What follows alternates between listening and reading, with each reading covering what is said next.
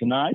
Dylan, we just got here a little late. This is a long drive. Yeah, but it's a little further north than we're used to in years past. But and I underestimated my drive. Yeah, and got here right. I got here right on time. What I did. So. Well, the kickoff by Hartshorne was fair caught at the 30, about the 33-yard line. Loss of 2 on first down for Shoto. And we'll play second down and 12.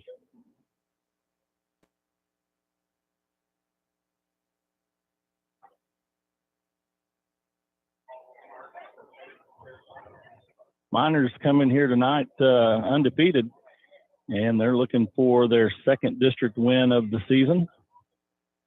Second down and 12. There's a snap. Quarterback keeps it to the near side, up the middle actually. Cuts it back to the middle of the field. He's across the 40 to about the 42. And it's going to bring up third down and about 3. And the quarterback is under center out there. He took the snap, just took a few steps back, let his lineman do work, and found the hole and got a nice gain there on second and about 10, whatever it was.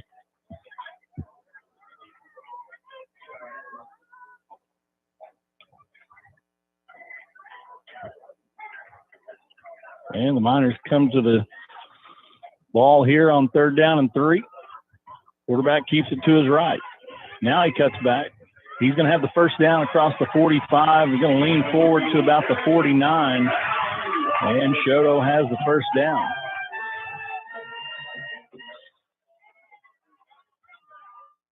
That time the quarterback just got in behind those running backs and let them lead the way.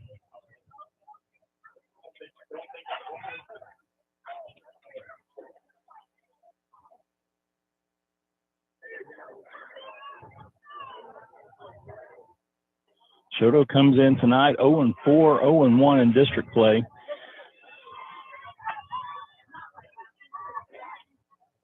Single back, double wing set here. Coming at us, and the Miners do a nice job. They're going to have him down in the backfield. Malachi Sanagui on the stop.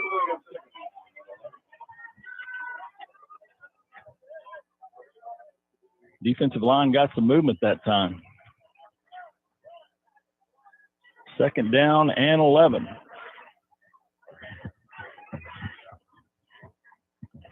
Our defense wasn't confused at all by the wing pull, and the ball carrying right into Malachi on his side there. They come back out, and quarterback drops back. New quarterback this time. Ball's away. Pass is in the air, and it's going to hit the Miner defender in the back of the helmet. And it was Cashin Workman on the defense there. Picking on the freshman. They can try all they want with Cassin. He'll hold his own over there at corner. Cassin's done a nice job here early on. As you get a little further into district play, it's going to get a little tougher as we go, but that was a nice play by the freshman again there.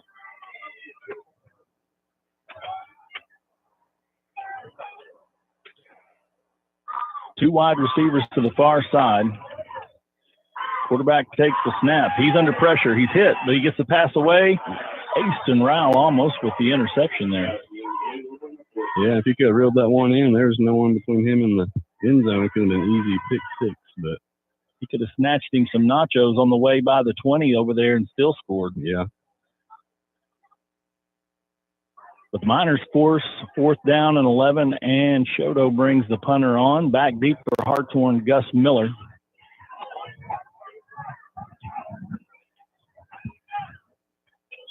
And we have a flag and a whistle before the snap. Let's see what the laundry's all about. Would have been a good punt by Shoto there, getting inside the 15, almost to the 10. Got a nice roll. Looks like the penalty is going to be against Shoto. False start is the indication. So after the 5-yard penalty, it'll bring up fourth down and 16.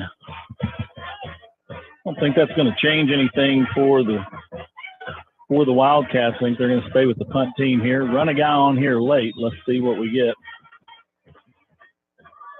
Over his head. Now it's a foot race. CJ pushes him down, picks it up. He's at the 10-5, and he's in the score. That was a very heads-up play right there by CJ. Very smart play. You seen the punter was stumbling for the ball, pushed him down, picked it up, and took it in. And just like that, a punt that would have been inside 15 is a Hartshorne touchdown after that penalty. That's a costly penalty there early by the Wildcats.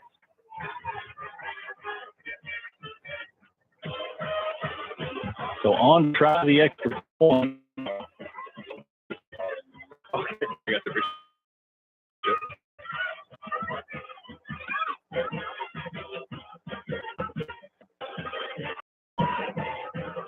Cutler Johnson on. We're going to take a quick timeout. You're listening to Minor Football on Q Country Legends 105.9, the new 92.3. Lindley's Grocery in Hartshorne is your hometown market. Lindley's Grocery has the best smoked meats around to help you with dinner tonight. Clyda and her staff take pride in their friendly service along with the freshest produce and the highest quality meats in southeastern Oklahoma. Stop in tonight at 401 West 270 Highway or call 918-297-3543 to place your next pickup order. Lindley's Grocery is in the heart of the Minor Nation and proud to support Hartshorne Public Schools.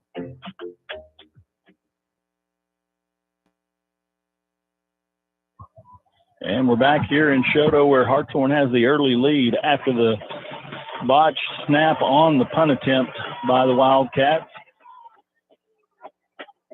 Carter Johnson picks it up and takes it in for the score, and the Miners convert with the extra point. Miners lead at 7-0.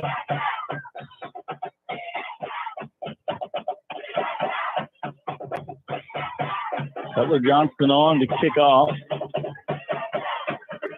And the kick is away. Taken at the 20. Across the 25. And tripped up at about the 31-yard line. We might give him the 32. First down and 10 Wildcats. Good coverage there by the Minor special teams. Yes, looked like number 7, Benjamin Choteau on that tackle.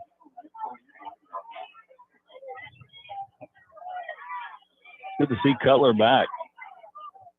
Yeah, I'd missed him in that first game against Allen, and you know, I've heard you and Coach Careless talk about him, and he kicked it well. I'm impressed. Cohen's done a nice job too. I just, you got a couple of weapons there when you have kicker that can go put it in between the uprights.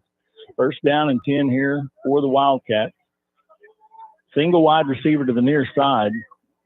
Wing goes in motion. A little confusion in the backfield. Quarterback keeps it. He's going to be up to near the 35. We'll give him 3 on first down, brings up 2nd and 7.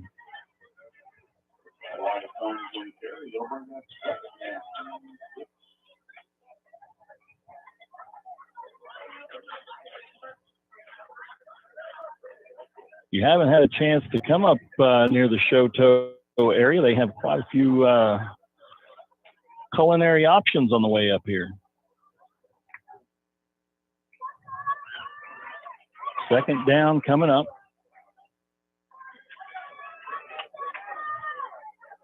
Motion coming at us. Handoff to the back, up the middle, across the 40. Leans forward, and I think he's going to have it. Yeah, it's physical run by the Choteau ball carrier right there. He drug a few Miners with him all the way to the Choteau first down. We don't have the names of the Choteau players, and I apologize for that. We can get a copy of the roster before the night. We'll try to give those young men some credit as well.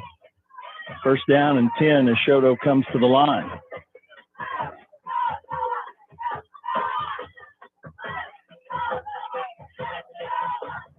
Handoff, big back up the middle, and he has about 10 on first down. He's going to be close to another first down, and I think he's going to have it. Yeah, number 20, he gets downhill quick, and then he's obviously hard to stop. Big kid for sure. The Miners line is not afraid to be the smallest line on the field. Exactly. Yeah. But right now you got a much bigger line and a back that's bringing quite a bit to the table. Miners will have to make an adjustment here. Fake the handoff coming at us this time. Oh, helmet off. And gain of about 6 on first down is going to bring up 2nd and 4. Good hard run right there, but running back's helmet popped off just as he got hit. I'm glad young man, he gets up smiling. I'm glad he's not injured. I couldn't tell who made that tackle, but they put their helmet right on his chin, and that helmet popped off like an old rock'em sock'em robot. 2nd down and 3. We'll give him 7 on 1st down.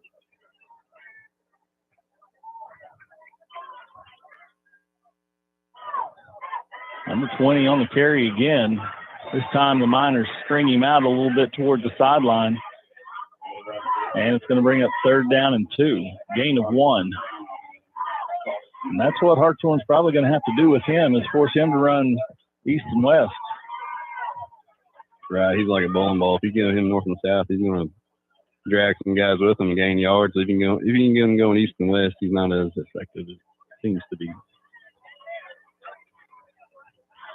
Single receiver to the near side.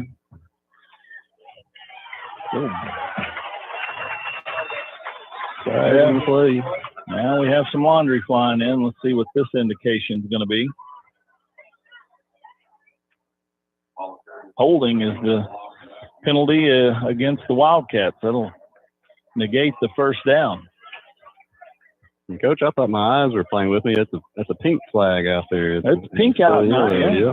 Pink out tonight. Got some pink lights up there in the. Oh yeah, I see that.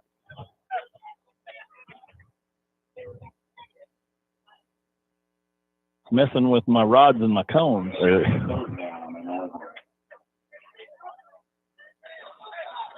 don't think they can change it any color they want, but they can.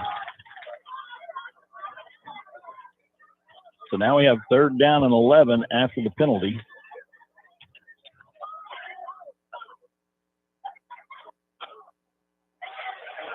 It's like a double reverse. Double reverse, and he's going to have the 1st down.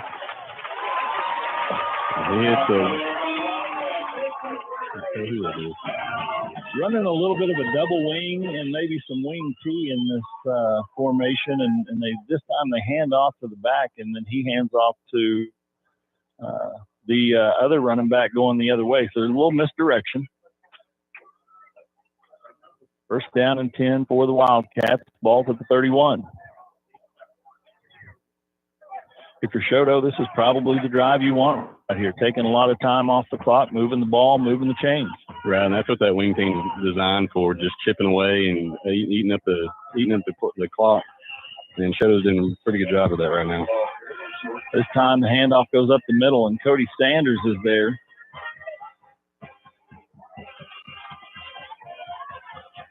Ball's going to be spotted at the Miner 29-yard line. Gain of 2 on 1st down brings up 2nd and 8.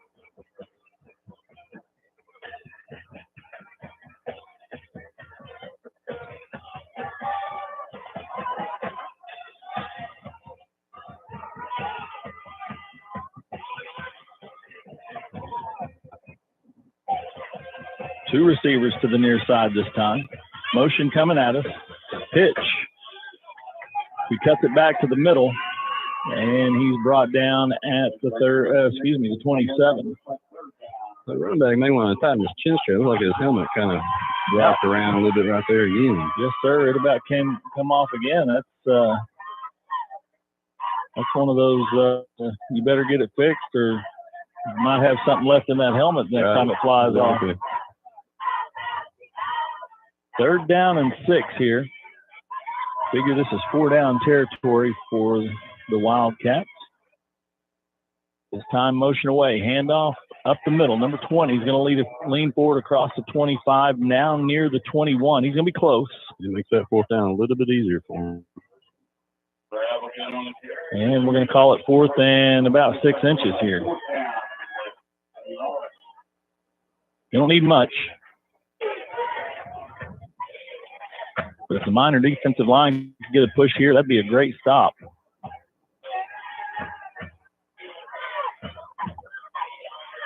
So you expect to see a quarterback sneaker, maybe an Alaskan freeze right here to get that 1st Alaskan down. freeze.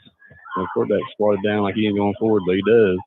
And I think he's probably going to get it. Yeah, I think you're right. The gentleman on this side, the one running in to spot it, the one on the far side kind of stayed back near the chains. spot's going to be right at the 20-yard line. That's going to be about a yard more than he needs. Yeah, the quarterback, he's really squatted down right there. And usually whenever the quarterback's about to do a sneak, he's got his legs split and leaning forward already, but he got it. First down for the Wildcats, and the drive is still alive.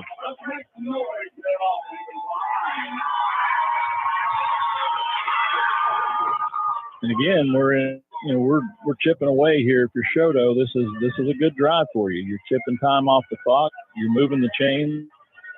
And the Hartshorne Minor offense is yet to touch the football. So even with 7-0, Shoto's had the ball this entire quarter, and we're 3 minutes, 20 seconds left in the first quarter. That is.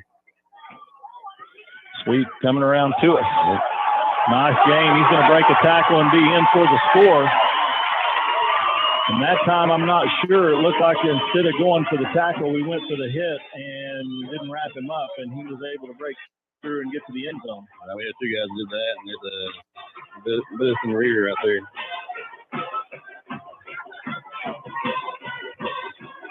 .309 left to play in the first quarter, and Shoto punches it in for the score. Miners 7, Wildcats 6, with the extra point coming.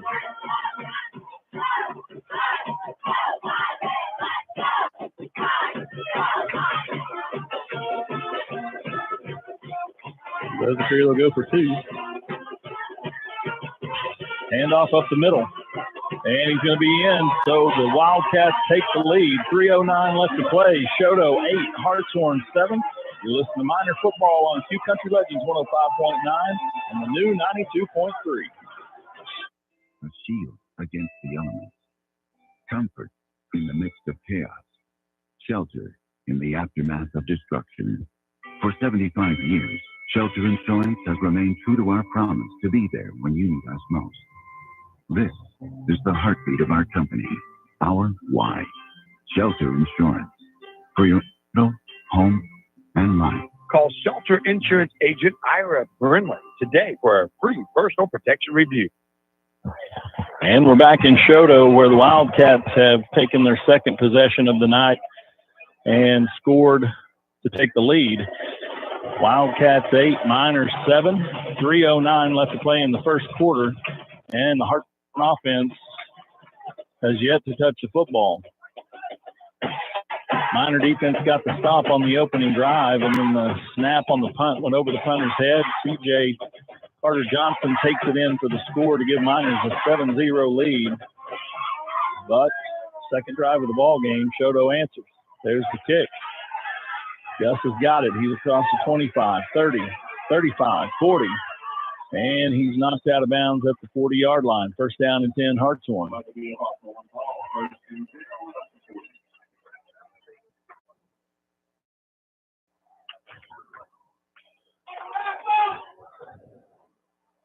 So the Minor offense comes onto the field for the first time tonight.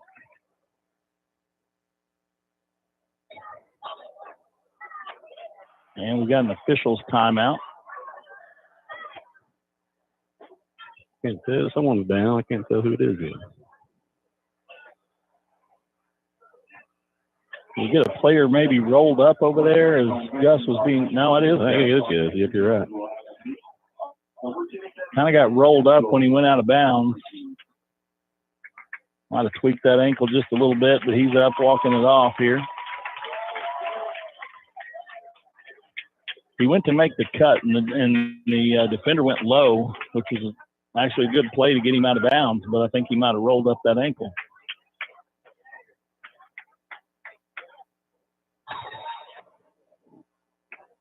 Looks like his brother Silas takes his spot here at the near side receiver.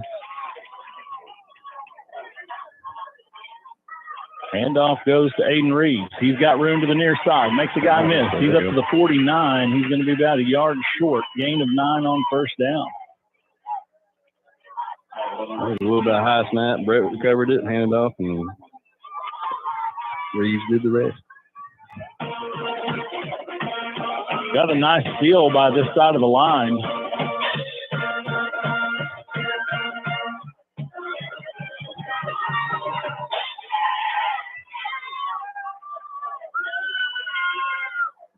Brett hands off to Aiden again. This time Aiden's met in the backfield, but he keeps working, and he's across the 50. And it looks like he's got the first down. Nice second effort there by Aiden Reeves. And number 10's helmet comes off again. He's going to want to. You got the downsize or tighten the chin strap, I'm going to tell you that. Yeah, it was a good run by Aiden there, too. He runs a little high, but he always keeps his legs moving, and it helps him get a first down right there. I don't even know if he has a chin strap on that helmet. Maybe not. He's working on it right now. 3 receivers to the near side. Brett takes a snap. Pass out to Caston Workman. He cuts it back, slips out of bounds at about the 47. Gain of 3 on first down. Really, Caston should have lost some yards right there, but he gave the defender a nice stiff arm and was able to make something out of not very much right there. When you throw that quick screen out in the flat, you're expecting him to make one guy miss, right? And he was able to do that. That time his feet slipped out from under him when he tried to make his cut. 4 wide receiver set this time. Workman in motion. Pass is complete to CJ. Makes the guy miss. 40, 35, still on his feet. Should be a face mask. Looks like a face mask, yep. But I don't see any longer. No pink flag in there. Nice move there by CJ, getting him on the edge and letting him use his athleticism. Gets Hartshorne a first down. And the ball's going to be spotted at the 32-yard line. 31-yard line. I got to get the guy that's spotting the ball right. 4 wide receiver set. Your running back is Aston Rowell now. Brett takes the snap. Hand off to Aston. He breaks 1 tackle. Lowers his head at the 30. And he's stacked up there. They've been in game with a few right there.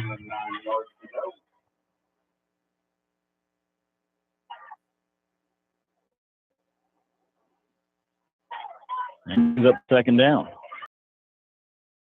In the game for Rowell.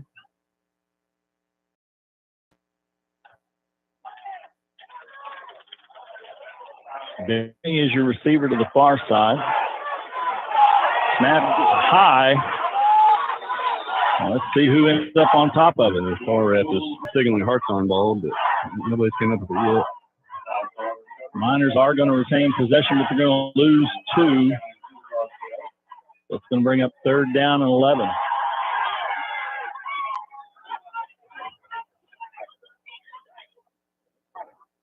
And it looks like Hartshorne wants to tuck this. Nope, check that. Into the quarter. We're going to take a timeout. You're listening to Miner Football on Q Country Legends 105.9 and the new 92.3.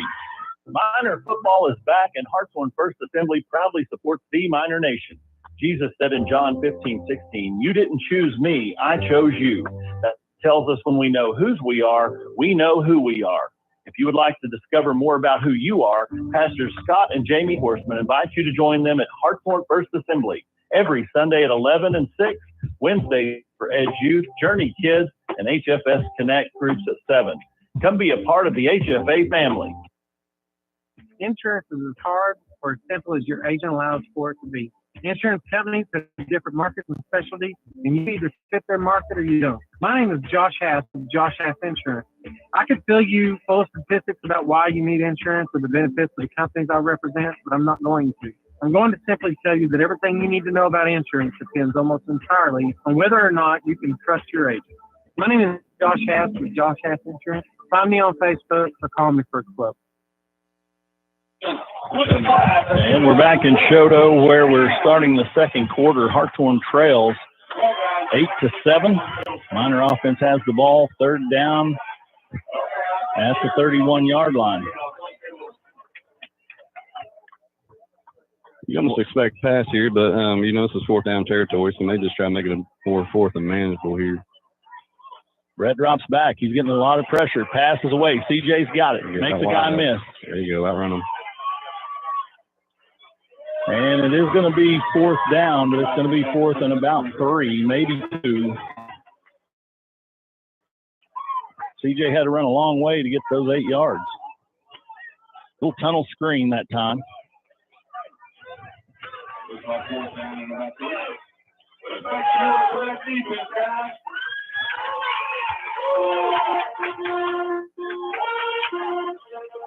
CJ goes to quarterback here.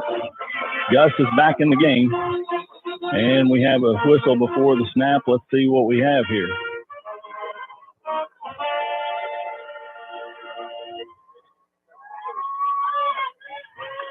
Illegal substitution against Hartshorne. They got 12 guys on the field. Yeah, it looks like they're trying to run their jumbo set, and for a reason we had a receiver all the way over here on our near side. Somebody didn't get the memo.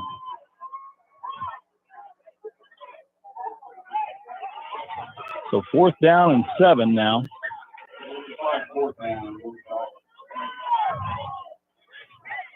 Now the jumbo set's out.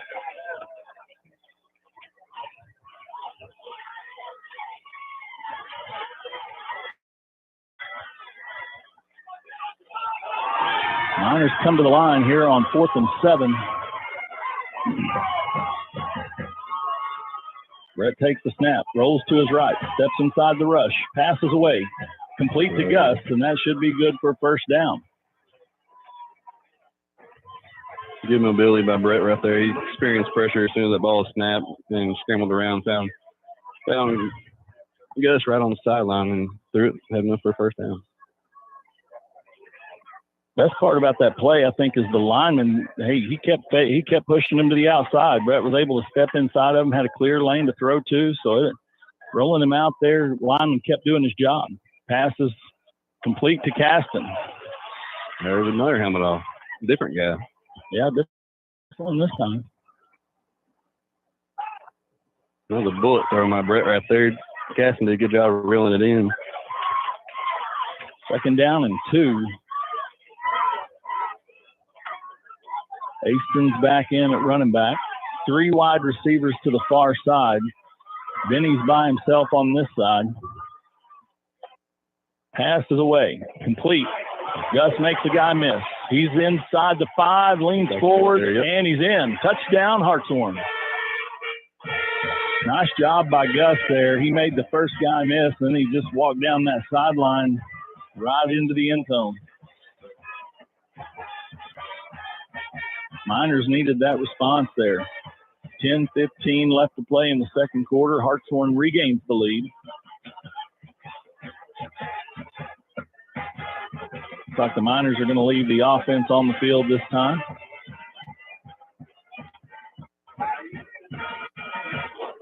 CJ's in at quarterback. Heavy set here. Malachi in the backfield. CJ gets behind him, but he gets caught from behind. I don't think we got that backside cleaned up very well, and he was able to chase CJ down.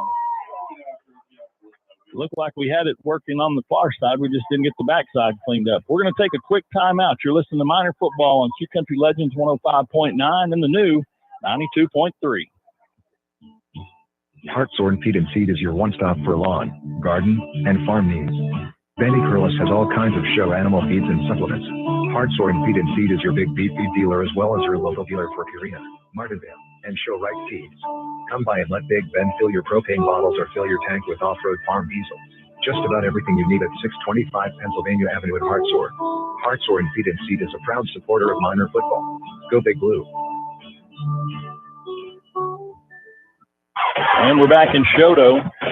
Hartshorne does not convert the 2-point conversion try, so the Miners still lead 13-8. And now Hartshorne kicks off. Kick is away. Fielded at the 16, across the 20, 25, 30. And nice job by the coverage team there. Benny Machota, Bo Williams, and Cross Mass. All there for Hartshorne. Ball's going to be spotted at the Wildcat 32, first down and 10.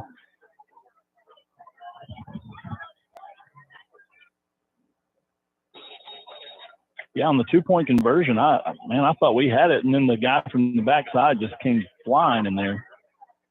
Yeah, he can seal it off there. I almost expected CJ to just go right for that pylon, but he got swallowed up before he can even think about it.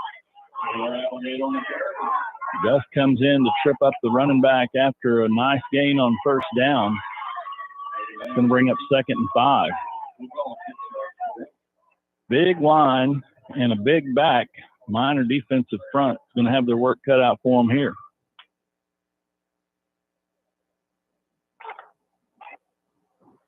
We talked a little bit last week about Hulbert still trying to find out who they are. I think Shoto kind of knows. Right, they haven't strayed away much from this. Well, nice job there. Another one. Oh, no. His hand slipped off the shoulder pad and just hit the helmet, and the helmet goes flying. Yikes.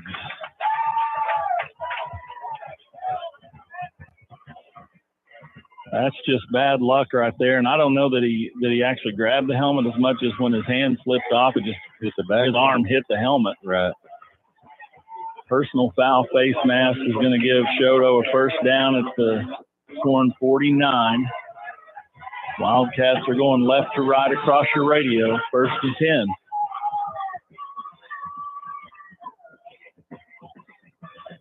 10. Wing tee set here.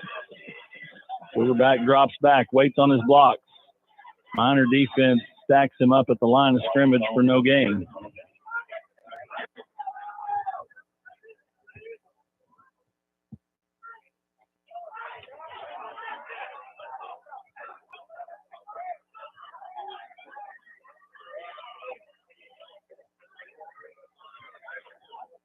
Little misdirection there, and Dylan, that was kind of that reverse that we saw earlier. Right, that's the play we seen earlier on 4th down. And this time the Minor defense sniffed it out, and now we got 2nd. Quarterback hands off. Number 20 again. Big back, leans forward, but the Minor defense hacks him up after a 2-yard gain, so it's going to bring up 3rd and 8.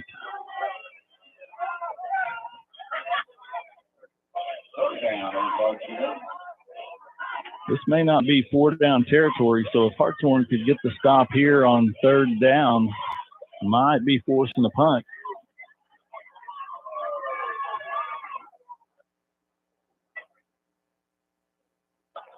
One thing about those bigger linemen for Shoto and even that back right now, they all have their hands on their hips, so maybe they're getting size isn't always your friend. They might be wearing out a little quicker than our guys. Here's the reverse again. This time, steps up.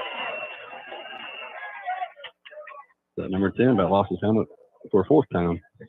Number 11, Raider Scoggins steps up to make a nice play there. Gain of 2. It's going to bring up 4th down and 6. Decision time for the Wildcats. You're at the Minor 41. And it looks like we're going to send Gus back, and they're going to have the punter in punt formation here. Be a good time for another one of those high snaps to dial up here.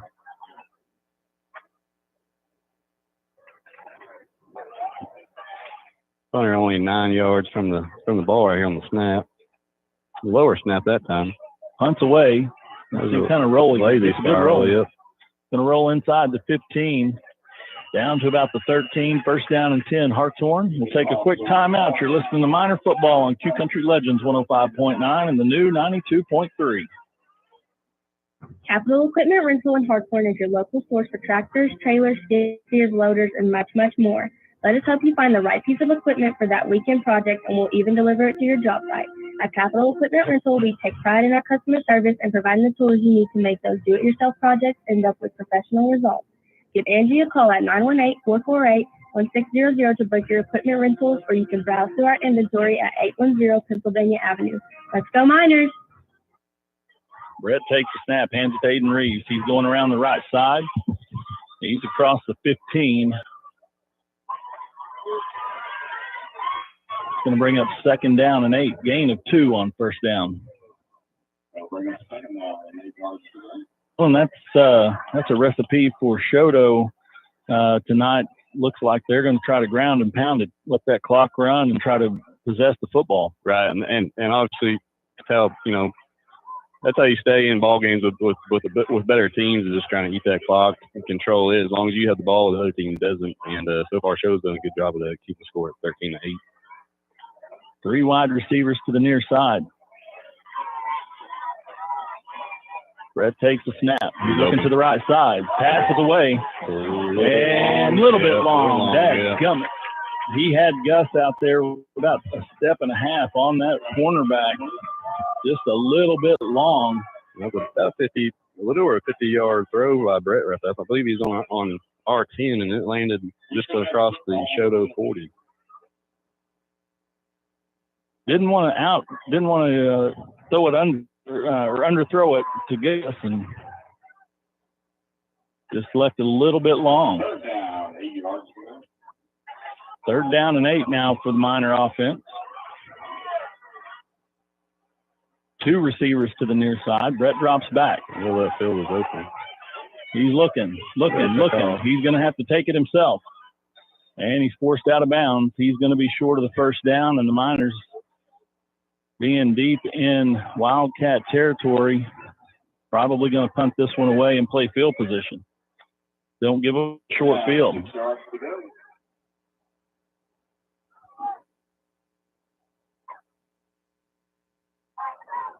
Coach, when's the last time we punted? It's been a while. In a few games. I think Wilbertson game, yeah. I think CJ did it then. Now we got Gus back there. Nice punt here by Gus. Going to carry across the 45 down to about the 40. Miners are there. Got a chance. Nice job by Caston Workman. Great motor there by the freshman. Yeah, he missed him the first time and didn't give up on the play. Ended up giving him the second time. And Shoto had about a 5-yard gain on that punt return. We're going to stay here. Looks like we're going to go quick. Officials have already spotted the ball. Yeah, Caston that time, he did a nice job. He could have easily said, hey, I missed him, and he's going to outrun me. But he didn't. He stayed hooked up, and he ends up making the play at the 45-yard line.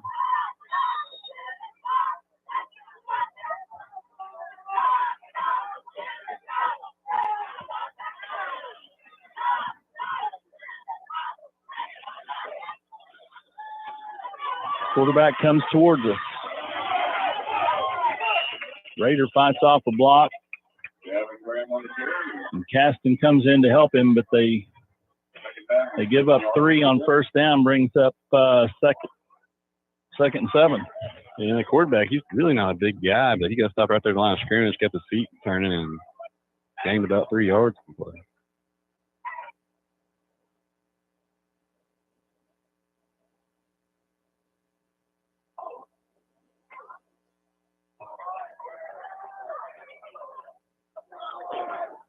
Hand off up the middle. Number 20 again.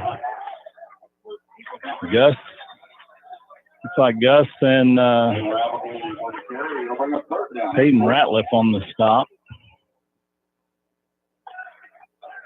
3rd down and 5 coming up here for the Wildcats.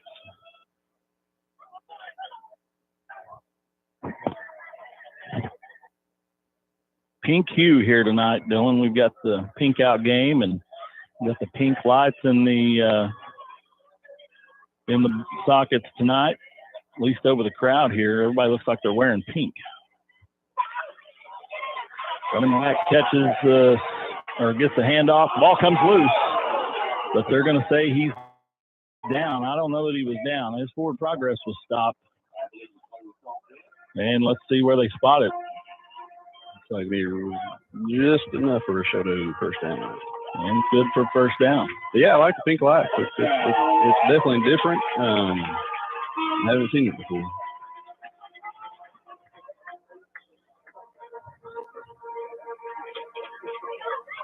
How would you like to be the guy who has to get up there and change those? Oh, I'd have to know how much I'm getting paid before I do it. Straight to this side, running back's out in the open, and he's going to be forced out of bounds at the Miners 26. That's good for another Shoto first down and 10. The misdirection on the wing T right now has Hartshorne guessing a little bit. Right. It's not an offense a lot of teams run, but the teams that do it tend to do it well. And just like for the other opposing team's defenses, you don't see it that often, so it's hard to kind of get used to.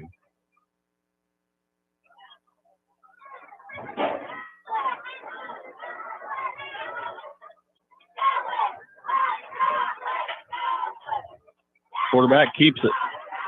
Ball's loose. That one's out. Let's see who gets on top of it. I kind of see when Hartshorne ball. But Hartshorne got it. Yep, Hartshorne ball. Got to give Rader a lot of credit right there. He saw the ball carrier get stood up, and he went straight to the football. That's a really heads-up play. Heads-up play in a time you need it because we're getting near the end of the half here, and Shoto, they look like they're about to go on another one drive that eats up a lot of clock. 3:21 left to play in the first half. Hartshorne up 13-8. Minor offense comes back on here.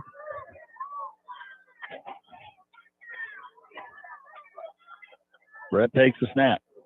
Handoff. Aiden Reeves around the right side. He's got a seal. He's across the 35 to about the 36. Gain of 5 on first down brings up 2nd and 5. And the clock is ticking. We're at 3 minutes less than a half. Hartshorne love to extend this lead right here before halftime. Handoff coming to the near side. He cuts it back against the grain. He's going to be across the 40. Leans forward. He's going to be close. It's going to depend on the spot. We've had so many plays where we've gotten gang tackled. We've had 3+ guys on the tackle. I think they're going to want to measure this one. Yep, that's right. That's a marker. We'll take a quick timeout for the measurement. You're listening to Minor Football on Q Country Legends 105.9 and the new 92.3. Fat Daddy's Barbecue and Steakhouse in Hartshorne has your game day covered. Whether you feel like taking on the 8 inches of beefy perfection of the Fat Daddy burger, or you want to tackle the 2 pounds of awesomeness in Grandma's French fries, we can make sure your gut's full for kickoff. You can't make it to the game? Come hang out with us and watch it on the big screen while you soak up the coldest, tallest draft in town. Fat Daddy's is your Minor Football headquarters. Call your order in at 918-297-4037 or come on down to 18 Penn Avenue. Go Blue! And they set the chains down. It's going to be a first down. And I mean, it's by the tip of that football must be just a little bit off to give us a first down there because the Shoto player, he didn't really agree with the call. No, he was right there looking at it, and Brett, he wanted to go there and make sure the call is right too. And that story is Hartshorne Football. First down and 10, Hartshorne. Ball's at the 41. 2:41 left to play in the first half. Snap goes to Brett. Rolls to his right. He's looking. There he is. Passes away. He's got him. And it's complete. Gus has got it 5 and into the end zone. Made the adjustment. Dropped it in the basket on that one. Touchdown, Hartshorne.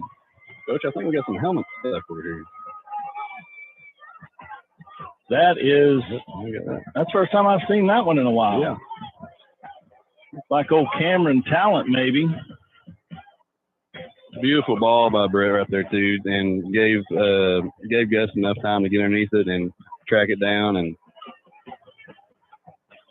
make the catch and run the end zone. Like the adjustment Gus was able to make. He had gotten about 3 steps on the back, so he had a little bit of room to play with, but he didn't outrun it, and he didn't let it get over his head. He played it like a center fielder there. Ball comes loose. Rader throws it towards the end zone. It's going to be incomplete. So with 2:28 left to play in the first half, Hartshorne 19, Shoto 8. You're listening to Minor Football on Q Country Legends 105.9 and the new 92.3. Cornerstone Baptist Church is a proud supporter of Hartshorne Public School and Minor Football. Paul tells us in 2 Timothy 4:7, I have fought the good fight. I have finished the race. I have kept the faith. Athletic competitions, just like life itself, will present us with difficult challenges each day. Let Pastor Clint Pope and the members of Cornerstone Baptist Church help you fight the good fight. Come see us on Old US 270 Highway east of Hartshorne. God bless each of you, and go Miners. And we're back in Shodo with 2:28 left to play in the first half. Hartshorne 19, Shodo 8.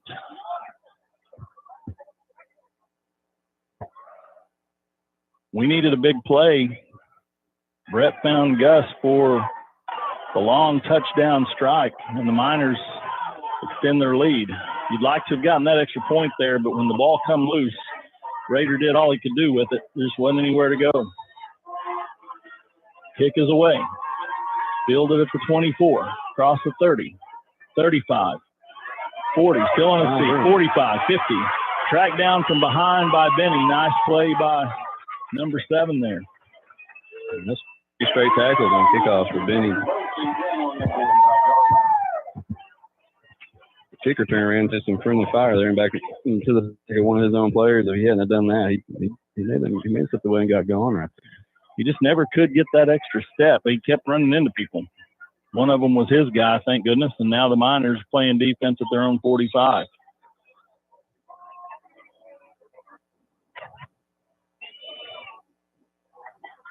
Miners trying to keep the Wildcats out of the end zone here. Get into halftime with this 11-point lead. Pitch goes away from us. Gus stretches it out. Miners are there. Team tackling in the backfield at the 46. And there goes the helmet again. I wonder if he got a haircut today, Coach. He may have. Might be why it's not sitting right. When they put the helmet back on, I don't ever really see anything snapping up. He just sliding his chin right into it. There's going to be a timeout on the field, so we'll take it with them. You're listening to Miner Football on Q Country Legends 105.9 and the new 92.3. Raw Trucking Construction is the only call you'll need to make when you've got a project that has to be done now and done right. From dozer work and demolition to brush hogging and new construction, Randy and Angie Wilcox will make sure you are taken care of. Raw Trucking is located at 1514 Cali and Law Avenue in Hartshorne, or call 918-424-3472 to schedule a quote. If it's topsoil and gravel you need, we've got that too. At Raw Trucking and Construction, just give us a call. We do it all. Proud supporters of HHS and the Miner Nation. And we're back here in Shodo. 2nd down and 11 for the Wildcats. 1:56 left to play in the first half. Hartshorne leads at 19-8.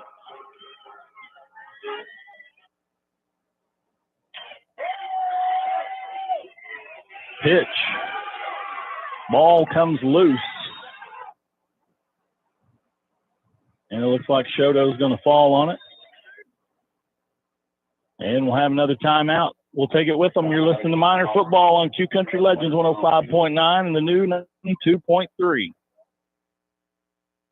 Little Miner Learning Center is located at 930 Pennsylvania Avenue in Hartshorne. We provide a loving, caring environment for children ages 6 weeks to 12 years. Cassie and Crystal are committed to making sure your little miner is ready to become a full-fledged Hartshorne miner and chase those championships. We accept DHS hospital assistance, or we can discuss our private pay plans with you at 918-297-7606. Come down and check us out to see what the Little Miner difference is all about. Good luck to our former Little Miners, and go Blue!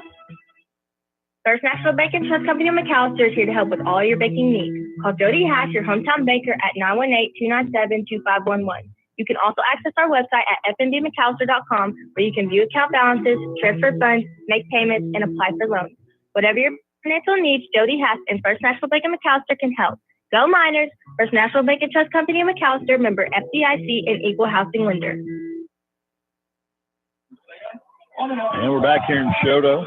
Had an injured Wildcat there, but he gets up and walks off on his own accord. But now you have 3rd down and 14 here, Dylan. Hartshorne, get them off the field. You got one more shot to maybe extend your lead. Right, and that'd be perfect. We can get another score right here for halftime. Get the ball after halftime, score again. This can be well reached for Shodo. Quarterback drops back. Passes away. Up there for a long time. And going to fall incomplete. That'll stop the clock with 1:36. Late. Whoa. Flag comes in. Very late flag. Don't know what really occurred. You know, I know Aston didn't turn around, but there was about a foot between the two of them. Right, yeah. He wasn't just all over him or nothing, but like I said, that flag was so late right there. And that's interference. That was Caston seemed to be more upset about it than Aston, so I don't know if he didn't really go. The ball went through the Caston's guy, so I don't know.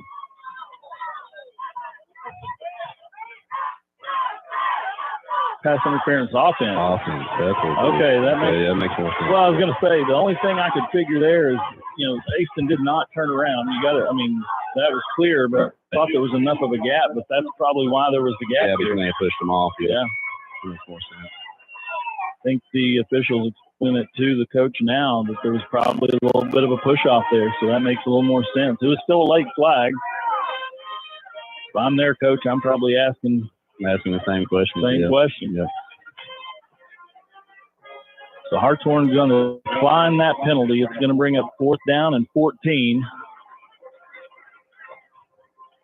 And that's the difference in first down with the Wildcats still retaining possession, and now they have to bring on the punt unit. Gus is back deep.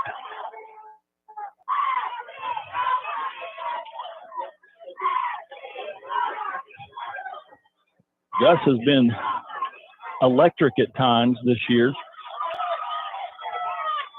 He's been very solid at other times. This would be a good time to be electric. Right, if we can get this punt filled, it'll be, well, we ain't going to have a punt. Yep. Coming to this side. Big man.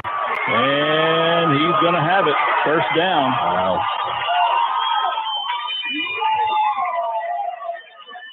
I thought they had a chance at him, Coach. They just didn't get him on the ground. Yeah, like I said earlier, he's like a bowling ball, and he's hard to stop. And we certainly tried, but we got enough for the first down out there. First down Shoto with 1:25 left in the half. Now it's first down and 10 Wildcats at the 30. The Hartshorne 30. Comes the wing T. Takes the handoff. Coming to the near side. Still on his feet. Good hard run there. Ball comes loose, but he's out of bounds already. So second down. Ball's going to be inside the 15. Excuse me, 25. Same kid I mentioned earlier. He's not that big, but for anybody wanting to know if the kid's lost his helmet a few times, but he don't stop. He keeps the legs going.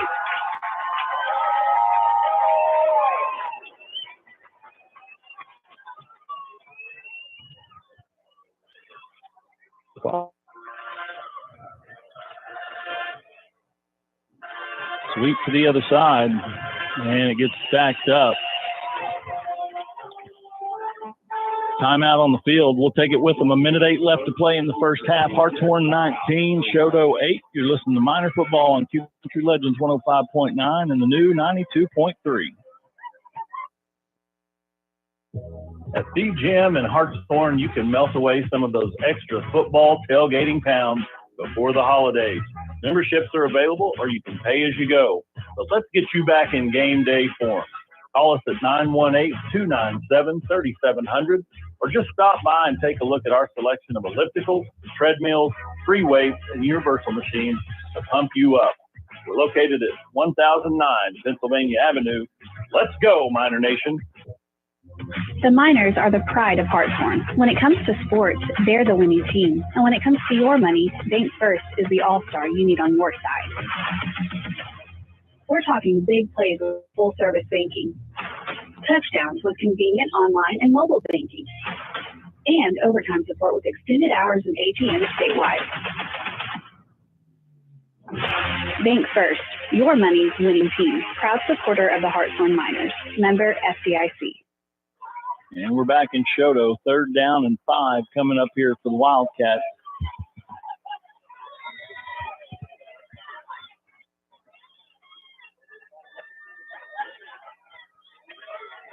Quarterback hands to the near side. Raider turns it back in. He gets some help from Gus.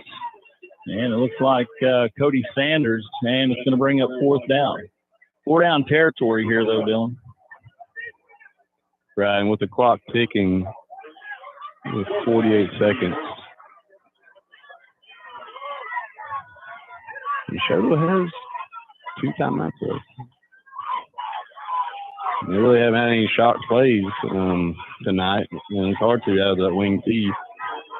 It's designed to get a few yards at a time, but we'll see what they have here. Handoff, ball's on the ground. Still on the ground. Still on the ground. And they're not going to get the first down. Hartshorne's going to take over. It was recovered by the Wildcats, but it's going to be short of the first down line to gain. So Hartshorne takes over with 23 seconds left to play in the first half. Miners lead it 19-8. Let's see if Hartshorne tries to extend this lead with a couple of big plays, or if they are content going in with the 2-score lead. Right, a couple weeks ago, Wilburton in the same situation. We took a knee, but I mean, I'd like to see a shot click right here, especially with the way Gus has blasted past his corner, which is corner 10 yards deep, posted about 5 yards deep. We'll see what happens though. Here it comes. Pass is away, knocked down, and incomplete. That time he was intending to pass for Benny, and the linebacker dropped into coverage and knocked it down. 18 seconds left to play. With that kind of cushion over there, he's got to decide if Gus pulls up at the 5-yard mark, do you come up and try to play it, or do you stay back and try not to get beat deep? He tried to run that route. Brett's still on his feet. And get all the yards he can. He's going to be tackled at the 39-yard line. Timeout. The Miners take a timeout with 9 seconds. We'll take a timeout with them. You listen to Miner Football on Q Country Legends 105.9 and the new 92.3. At Sam Wampler's Freedom Ford, we blend our award-winning vehicles with an award-winning experience. We are proud to provide everyone who comes to our dealership an amazing experience, whether it's buying a new vehicle or getting your current car or truck serviced. Come see why southeastern Oklahoma is Sam Wampler's Freedom Ford country. Visit us today at 720 South Georgia Nye Expressway or call us at 918-423-2800. Remember to join us in supporting our first responders and teachers. We're back in Shoto here. 9 seconds left to play in the first half. Hartshorne has the football. 3rd down and 2. I don't think the downs are as big of an issue as the clock. Shoto puts their defensive backs now 15 yards off the ball.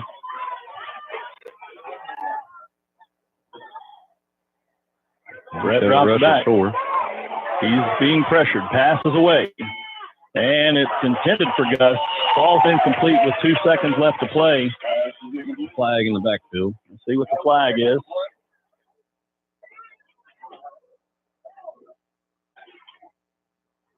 Holding is the indication against Hartshorne. You're better off to take the penalty. The time is going to be more important than the down here, and the distance would make it even harder for Hartshorne. So let's see what Shoto decides to do. Looks like they're going to take the penalty and take the yards. So with 2 seconds left to play in the first half, Hartshorne's facing 3rd down again, but the down is irrelevant. The clock's going to get you, so let's see what the play is here on 3rd down and 12. Drops back. Again. Tunnel screen. It's caught. Great catch by Gus. He makes the guy miss. Still on his feet. Makes another guy miss. He's in the open, and he has done it again. Gus has made a miss, but there's a flag back here at the 35. Let's see what this is. That was one heck of a run. One heck of a catch, too. And snagged Absolutely. Gus. Made multiple guys miss, but like you said, there's a flag back here. Let's see what it is. There's one of them electric moves like you're talking about, Coach. Golly. His pass was a little out in front of him, and he reached out with one hand and pulled that back in, and then he made 3 or 4 guys miss to get out into the open and then takes it to the house. And now we've got a flag on the far side. I don't think Coach Williams agreed with this one. And I'll be honest with you, where that flag is, that would have had to have been the receiver on this near side. The pass was thrown to the other side. Right. I'm not even sure where this receiver was at that point.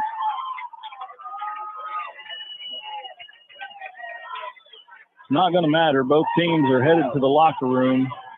Coach Williams will get an explanation here, but that's a tough spot for that flag to be thrown, especially with the play being away from this side. Right, unless that ref arm just gave out and throwing the flag across there. I agree with you. Could have. It could have. Good slip. I think that's what the explanation is going to have to be, though, is where does that flag come from? Because that receiver was not there when that play got to the side of the field. Exactly, yep. We'll take a quick timeout. We'll be back to wrap up the first half. You're listening to Minor Football on Q Country Legends 105.9 and the new 92.3.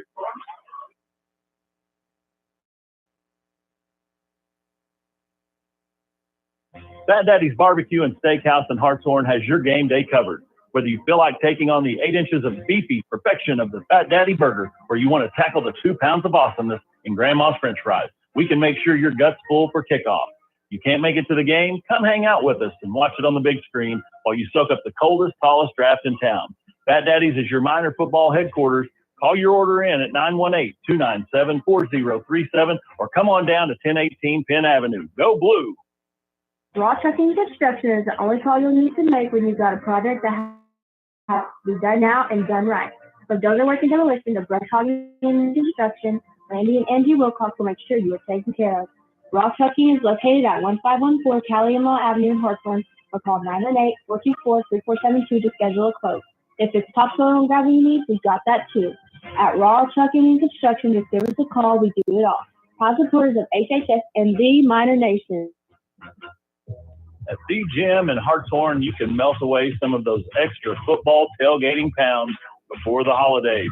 Memberships are available, or you can pay as you go. But let's get you back in game day form.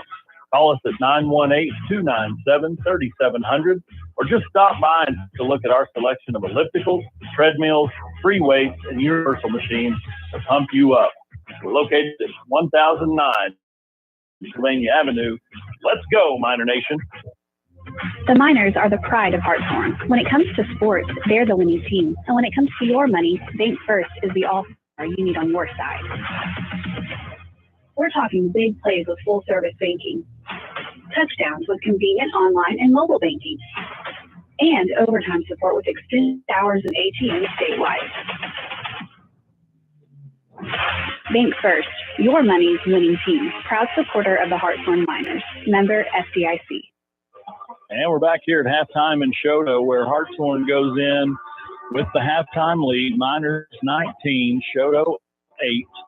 And that was a tough way to end the half right there. That was a great catch by Gus Miller, and then making guys miss, going, 65 yards? 65 yards, just about, yes. That was definitely one for the high career for Gus. For the one-hand snag, made multiple guys miss, and got out of there like a cannon. But like you said, flag on the play, tough way to end that half right there. We're not going to say it didn't happen. I think the problem was where the flag was thrown. Coach Williams, we'll try to find that out. But Coach Williams had the same question we had: was there even anybody in that spot at that point? Because that pass was thrown to the far side of the field and it made its way back to the near side. Unless your receiver stayed at the line of scrimmage, I'm not sure how that would have been flagged in that location. But he very well could have just thrown it and not necessarily thrown it in any particular direction. So either way, takes the score off the board, and the Miners remain 19. First quarter actually went probably Shoto's way. If you look at the way they ran the offense, they moved the ball down the field on that one drive, controlled the clock, and then did enough to keep the Miner offense off the field there in the second quarter, except for the two scores. Right, and like I said before, if you can control the clock, you got the ball, the other team doesn't, and they can't score. And Shoto's done a great job of that tonight. They keep us at 19. And I agree with you, Coach. Shoto probably won that first half. But when you come in and you're the underdog and you had a little bit of trouble here in the first part of the season, they look like they know what they want to do. They're just a couple of plays there. They stubbed their toe a little bit, but they had some success, and you got to give them credit. They blocked it up a little bit. Running backs went hard, and they didn't put the ball on the ground and for a couple of times. Right, exactly. And if they hadn't had that high snap on that punt, I mean, we're looking at one possession ball game right now, and they're winning the battle right now. I'll give shout-out to that for sure. Well, right now, looking at scores around the area, it looks like Panama 44, Hulbert 0. Hulbert's still trying to decide what they want to do on offense. It looks like Haskell and Warner's up 27-7. Then Toccola Rejoice Christian. Rejoice up 20-6. That's the second quarter score. And then the Hartshorne Shoto score. Those are your district scores. Miners 19, Wildcats 8. In the second half, we're looking for Hartshorne to get a little more offensive opportunity. They'll start the half with the football, and if they can get out, like you said earlier, coming out of halftime, if you can go put a score on the board, that extends it to a 3-score game. Right. Puts a lot of pressure on them. Exactly, yeah. And that's the thing, though, that kills those teams that control the clock. It's like you got to have the ability to score quickly, too, when you need to. But one thing I'd like to see out of Hartshorne coming out of the half is them to sling it a little more. It seems like they're moving the ball more effectively with passing than opposed to running. Maybe that'll just give them a little more of a spark to pull away here. Yeah, and I think a couple of times there, the defense was put in some tough positions. Do you come up and you play press coverage on some guys that are pretty athletic, right? And then they backed off and they give you room. Well, then Gus has proved he can make you miss. There's other guys on the field that can make plays too. CJ's shown a great ability to catch the ball out in space and then make some guys miss, and he's big enough he can finish a run. Right, exactly. And just like their Shoto's wing tee, many defenses haven't seen it. And I've always said that small school football, if you can throw it, that gives you an edge. A lot of teams can. A lot of defenses haven't seen it, and they don't know how to defend it. So if we can get here and get it to a bunch of our different athletes, Gus, Benny, CJ, I think it'll help us out a lot here in the second half. We're going to take a break here at halftime, about 10 minutes. You're listening to Miner Football on Country Legends 105.9 and the new 92.3. At Sam Wampler's Freedom Ford, we blend our award-winning vehicles with an award-winning experience. We are proud to provide everyone who comes to our dealership an amazing experience, whether it's buying a new vehicle or getting your current car or truck serviced. Come see why southeastern Oklahoma is Sam Wampler's Freedom Ford Country. Visit us today at 720 South George Knight Expressway or call us at 918-423-2800. Remember to join us in supporting our first responders and teachers. KQIK FM Haleyville, KNNU, Antler, at Payne Radio Group Station. First National Bank and Trust Company of McAllister is here to help with all your banking needs. Call Jody Hash, your hometown banker, at 918-297-2511. You can also access our website at fnbmcallister.com, where you can view account balances, transfer funds, make payments, and apply for loans. Whatever your financial needs, Jody Hash and First National Bank of McAllister can help. Go Miners! First National Bank and Trust Company of McAllister, member FDIC, and equal housing lender. Little Miner Learning Center is located at 930 Pennsylvania Avenue in Hartshorne. We provide a loving, caring environment for children ages 6 weeks to 12 years. Cassie and Crystal are committed to making sure your little miner is ready to become a full-fledged Hartshorne miner and taste those championships. We accept DHS and Choctaw assistance, or we can discuss our private pay plans with you at 918-297-7606. Come down and check us out to see what the Little Mining difference is all about. Good luck to our former Little Miners, and go Blue! Cornerstone Baptist Church is a proud supporter of Hartshorne Public School and Minor Football. Paul tells us in 2 Timothy 4:7, I have fought the good fight. I have finished the race. I have kept the faith. Athletic competitions, just like life itself, will present us with difficult challenges each day. Let Pastor Clint Pope and the members of Cornerstone Baptist Church help you fight the good fight. Come see us on Old US 270 Highway east of Hartshorne. God bless each of you, and go Miners. Capital Equipment Rental in Hartshorne is your local source for tractors, trailers, skid steers, loaders, and much, much more. Let us help you find the right piece of equipment for that weekend project, and we'll even deliver it to your job site. At Capital Equipment Rental, we take pride in our customer service and providing the tools you need to make those do-it-yourself projects end up with professional results. Give Angie a call at 918-448-1600 to book your equipment rentals, or you can browse through our inventory at 810 Pennsylvania Avenue. Let's go, Miners! Hartshorne Feed and Seed is your one-stop for lawn, garden, and farm needs. Benny Curlis has all kinds of show animal feeds and supplements. Hartshorne Feed and Seed is your big beef feed dealer as well as your local dealer for Purina, Martindale, and Show-Right feeds. Come by and let Big Ben fill your propane bottles or fill your tank with off-road farm diesel.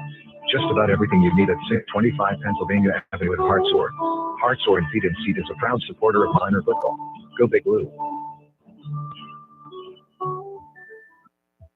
Insurance is as hard or as simple as your agent allows for it to be. Insurance companies have different markets and specialties, and you either fit their market or you don't. My name is Josh Hass with Josh Hass Insurance. I could fill you full of statistics about why you need insurance or the benefits of the companies I represent, but I'm not going to. I'm going to simply tell you that everything you need to know about insurance depends almost entirely on whether or not you can trust your agent. My name is Josh Hass with Josh Hass Insurance. Find me on Facebook or call me for a quote.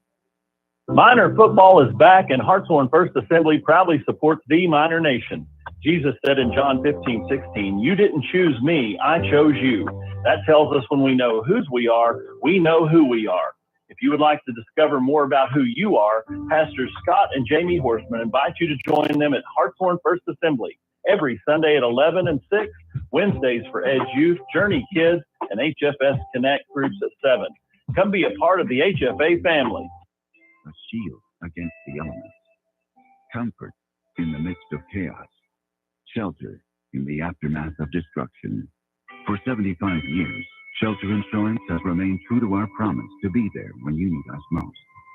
This is the heartbeat of our company, our why.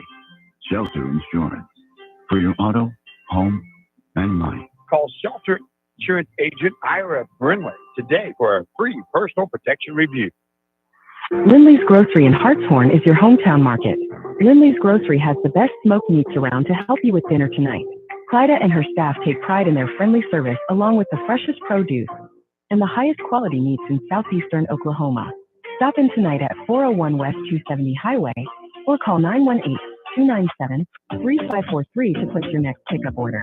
Lindley's Grocery is in the heart of the Minor Nation and proud to support Hartshorne Public School. Hi, this is Will Payne for Payne Radio Group and Q Country Legends 105.9. Proud to bring you Hartshorne Football once again. We want to say thank you very much for being part of the family and supporting Hartshorne Minor Football. If you'd like to sign up to sponsor a player or your civic group and local business, get a hold of us right now for Hartshorne Minor Football. PayneRadioGroup.com. Go Miners! Cornerstone Baptist Church is a proud supporter of Hartshorne Public School and minor football. Paul tells us in 2 Timothy 4:7, "I have fought the good fight. I have finished the race. I have kept the faith." Athletic competitions, just like life itself, will present us with difficult challenges each day. Let Pastor Clint Pope and the members of Cornerstone Baptist Church help you fight the good fight. Come see us on Old US 270 Highway east of Hartshorne. God bless each of you, and go Miners. Little Minor Learning Center is located at 930 Pennsylvania Avenue in Hartshorne. We provide a loving, caring environment for children ages 6 weeks to 12 years. Cassie and Crystal are committed to making sure your little minor is ready to become a full-fledged Hartshorne minor and chase those championships. We accept DHS and Choctaw assistance, or we can discuss our private pay plans with you at 918-297-7606. Come down and check us out to see what the Little Minor difference is all about. Good luck to our former Little Miners, and go Blue! First National Bank and Trust Company of McAllister is here to help with all your banking needs. Call Jody Hash, your hometown banker, at 918-297-2511. You can also access our website at fnbmcallister.com, where you can view account balances, transfer funds, make payments, and apply for loans. Whatever your financial needs, Jody Hash and First National Bank of McAllister can help. Go Miners! First National Bank and Trust Company of McAllister, member FDIC, and equal housing lender. At Sam Wampler's Ford, we blend our award-winning vehicles with an award-winning experience. We are proud to provide everyone who comes to our dealership an amazing experience, whether it's buying a new vehicle or getting your current car or truck serviced. Come see why Southeastern Oklahoma is Sam Wampler's Freedom Ford Country. Visit us today at 720 South George Nye Expressway or call us at 918-423-2800. Remember to join us in supporting our first responders and teachers. Fat Daddy's Barbecue and Steakhouse in Hartshorne has your game day covered. Whether you feel like taking on the 8 inches of beefy perfection of the Fat Daddy burger, or you want to tackle the 2 pounds of awesomeness in Grandma's French fries, we can make sure your gut's full for kickoff. You can't make it to the game? Come hang out with us and watch it on the big screen while you soak up the coldest, tallest draft in town. Fat Daddy's is your minor football headquarters. Call your order in at 918-297-4037 or come on down to 1018 Penn Avenue. Go Blue!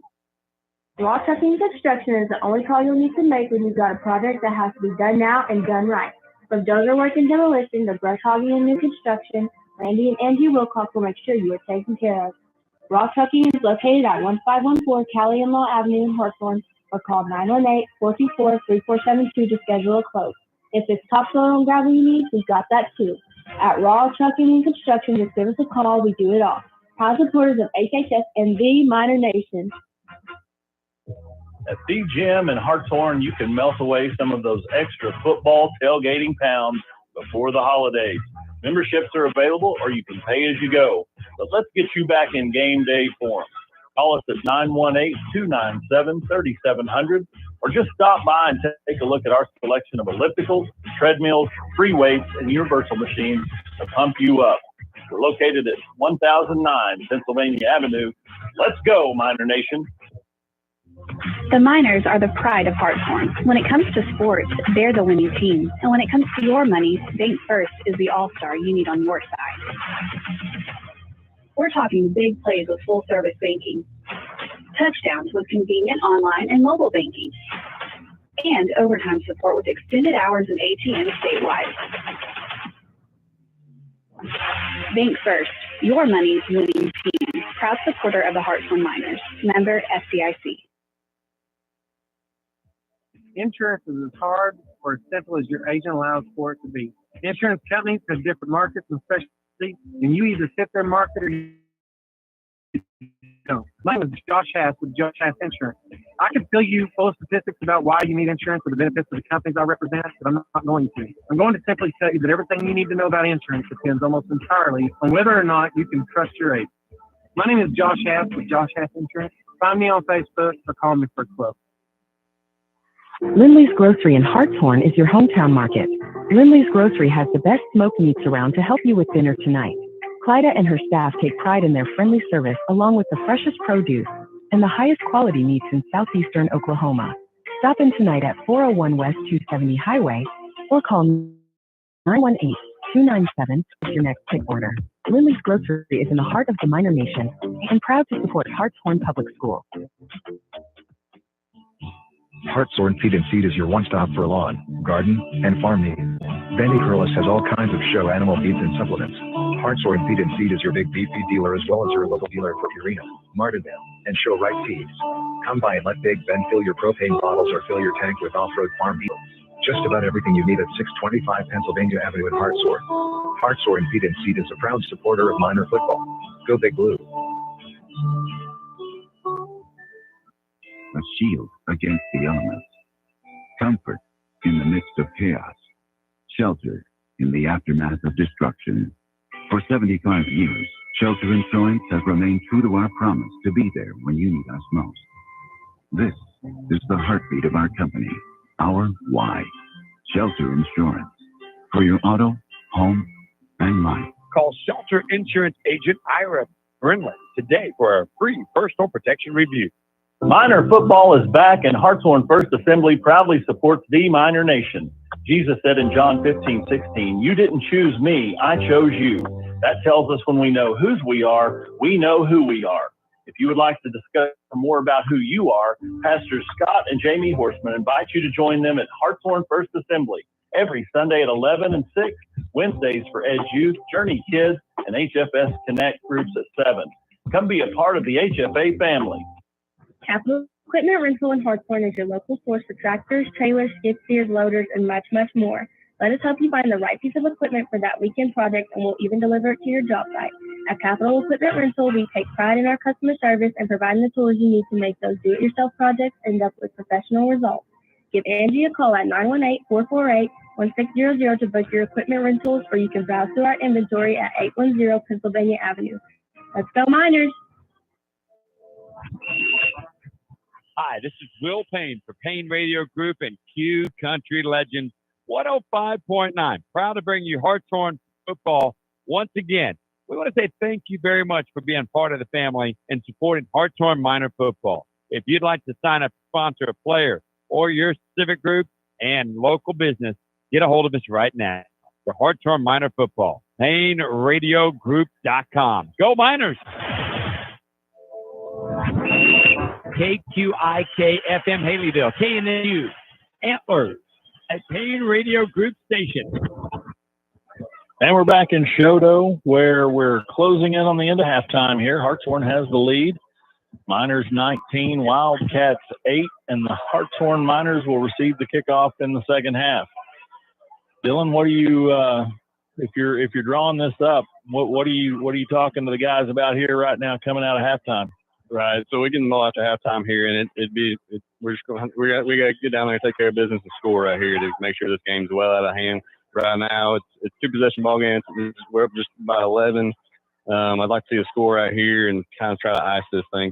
If we can get up by 3 scores, the way Shodo's moving the ball, it won't give them too much time to catch back, I believe. So if we can just get down here and score right now, I think it'll really set it up for us to get this victory. So. What I will say is last week we watched the football team come into Hartshorne that didn't really know exactly how they wanted to go about their business. They were using multiple quarterbacks, multiple formations, didn't seem to run the same play or the same formation more than once or twice in a quarter. And that being said, this team tonight comes in here, Shodo kind of has an identity. They kind of know what they want to do. They want to misdirect in the backfield. They want to make you play good, sound football with your eyes. And because of that, these big linemen are leaning on us. They're moving the chains and they're possessing the football. Where they got in a little bit of trouble, they put the ball on the ground a couple of times there late, and Hartshorne was able to capitalize on one of them to extend the lead. But like you said, if we don't have the high snap on the punt early, Hartshorne didn't touch the football offensively until about 3 minutes left in the first quarter. Right, and like I said, if that high snap hadn't happened, this can be a more dangerous game than what it already is. So, and like I said, Shodo's got an identity. That's the wing T, and it's not too many teams' identity, but they do it well, and they're eating that clock and nickel and diming down the field, and really, they're having a good game right now. They really are. But for the Hartshorne defense, we got to get a stop. We got to get back down there and score and try to get this game out of reach. Well, you had mentioned earlier because of the size difference that some of the linemen for Shodo starting to show signs of fatigue there towards the end of the first half. Big guys, it's a whole lot harder on us in this heat. And, the last couple of weeks, it's kind of fluctuated. Today, it's a little warm. I mean, it was a little warm today, but they've done a nice job to keep it within a couple of scores here in the first half. Hartshorne's got to do their part now and start trying to extend that lead. Right, and like we mentioned right before the halftime, you'd like to see Hartshorne kind of sling it around a little bit here. It's probably something to show that the defense hasn't seen a whole lot of. So, and I think it's the most effective way to get effective way for us to get downfield right now in this game. So, well, the Miners will start the second half here. Shodo will kick. Haven't seen exactly which direction each team's going to go. We'll let you know that here in just a second. We gave you some score updates before we took our break at halftime. Let's check some of those. Panama 46, Holbert 0. That one hasn't changed. Haskell and Warner. Warner's up 35-7. Rejoice and Pecola. That one's now 20-12. The other district game that we were keeping an eye on. Let's see. Well, that was it. Hartshorne and Shodo was the other one, 19-8. Shodo will kick. Miners will be traveling from right to left across your radio.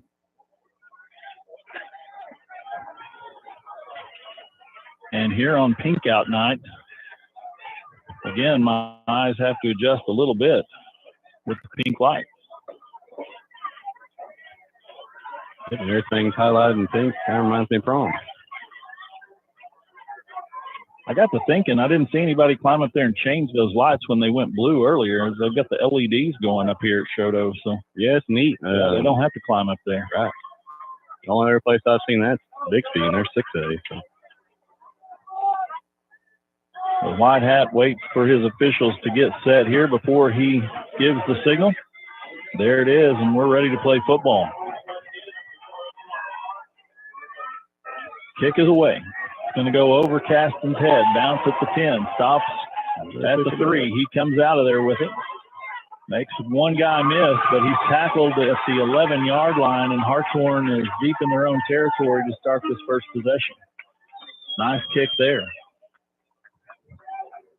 Checked up. You didn't have a choice but to go play it.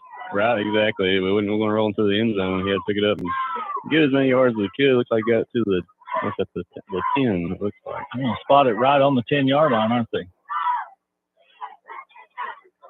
The Miners come out first down and 10 to start the second half at their own 10. Easton Rowell is your running back. Handoff is to CJ. And he is tripped up at the 5. Penetration by the Shodo defense is going to put Hartshorne in 2nd and 15, going the wrong direction here. Yeah, not quite particularly the start we wanted, but here we are now. It's 2nd and about 15. TJ really didn't have much of a chance to get it going the other direction. He caught he took the handoff lateral to the line of scrimmage, and he never was able to get turned upfield.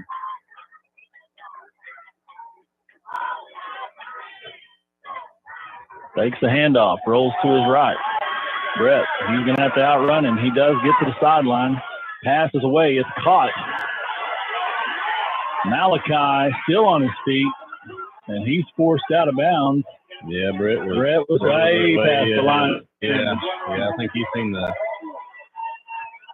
He saw the original down marker, right, and he thought he still had room, and he did not. He was going to have to keep that one, so it's coming back. So it looked like he was trekking upfield there for a while. Well, he had to outrun the defender to the hash. He did get outside of the defender, but once he got to the yard marker, he was going to have to turn that one loose about 3 steps before he did. And now the Miners are going to be backed up even further, and we're going to replay second down.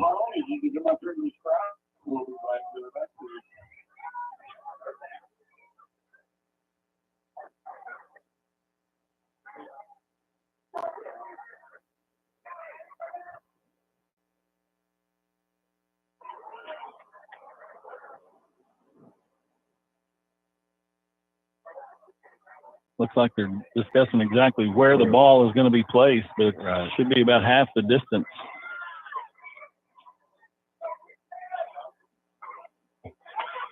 The ball's going to be spotted at about the 3-yard line.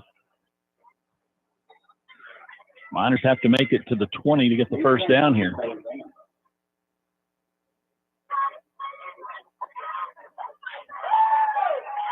And that is going to be loss of down too. So it's third down for the Miners.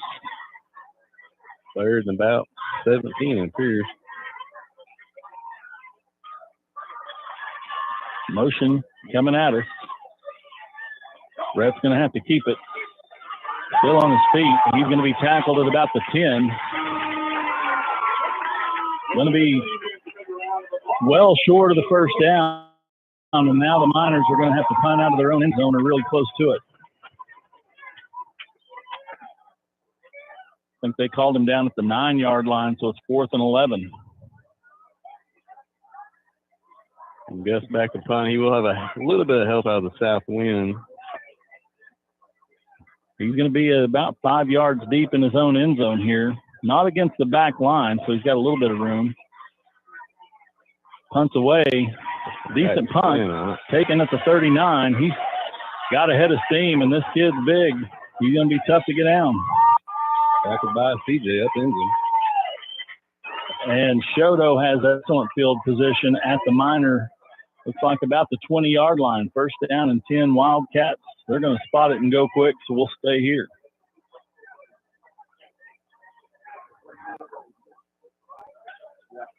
Wasn't a great punt, but it wasn't awful either. It was just a decent return, and you're at the 20-yard line. Right.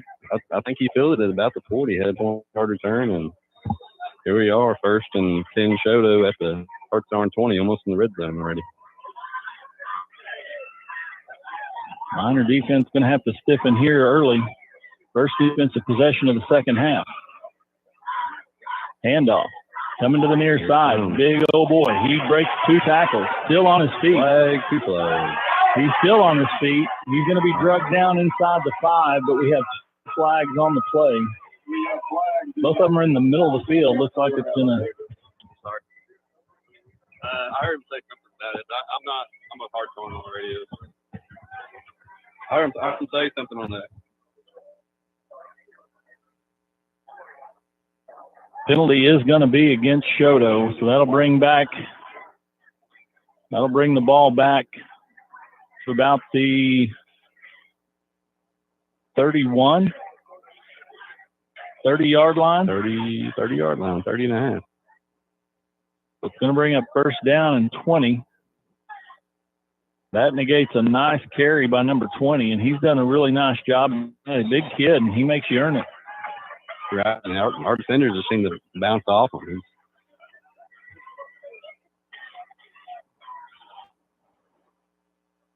Motion coming at us. There's the pitch. They've got numbers. Caston goes low. He gets him down. Another flag. Well, and another helmet flew off. When your helmet comes off, you're supposed to stop play, and he continued blocking without a helmet, so he's gonna be flagged, I think, for being without a helmet. I think you're right. Yep, there it is. Well, tell him to get his chin strap adjusted, and that won't happen. He's had his helmet. About it. Yeah, his helmet's come off 4 or 5 times tonight. Yeah, it's nothing but his own fault.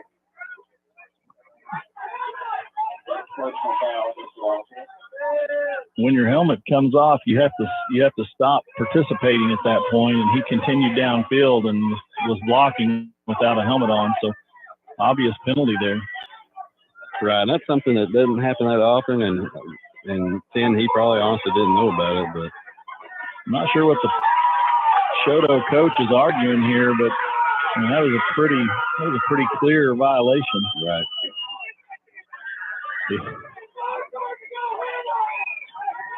Now he kind of turns his ire to the player, and I don't know if he tells him to strap it on top or adjust it, but ball spotted back at the 39-yard line after the penalty. Negates a big gain. Now it's, I guess it'll be first in about Miami. Yeah, that's a fur piece there. We're going to call it first and 29. Not many plays in the playbook for first and 29. Nope, definitely not in the winning team. Handoff up the middle. Head of steam, but the Miners stretch him to the sideline this time and force him out of bounds. And you don't mind the 2 to 3 yard gain when he's running left and right. You just don't need him headed upfield. Right, because this 2 or 3 yard gains upfield is going to turn into 5 or 7 yard gains with him dragging our players with him. Yeah. Second down, ball spotted at the 38. Gain of 1.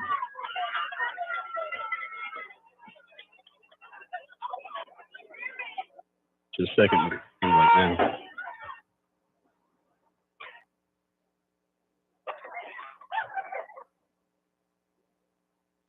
A little bit of confusion. Got plenty of time here. One of the players wanted a timeout, but I think the coach said, no, go ahead and play it. You got plenty of time on the clock.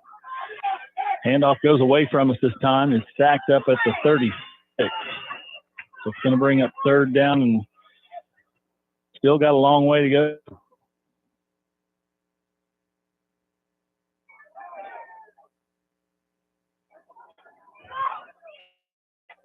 Third down and 25.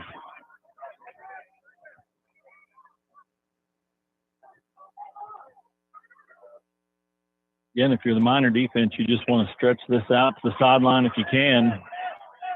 They have not shown too many pass attempts so far this evening. Right, I think just 2 or 3 they've tried tonight.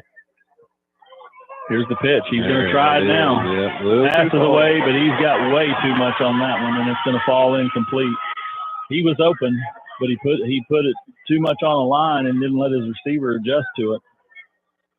Right, too. He got a little excited there, and it was a nice ball. He threw it well. He just threw it a little too deep. Minor defensive backs got caught looking into the backfield there, and thank goodness that one was over our head. Fourth down coming up. Now, if you're Shoto, you're on the positive side of the 50 here. You could go for it. Maybe you get it, or a penalty that gives you a first down. And that looks like that's what they're going to do. Yep. Let's see what happens. Pitch. They're going to try it again. Throw it. CJ goes with him. He turns and knocks it down, and he did turn his head. Nice job by CJ there. No penalty on the play because he turned his head and played good defense. First down and 10, Hartshorne.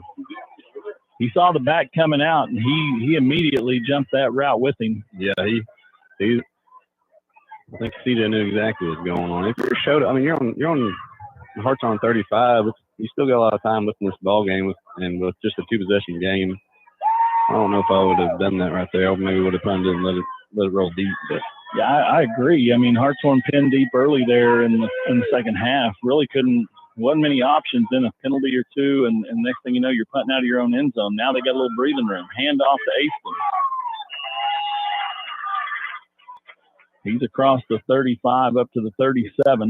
2nd and 8.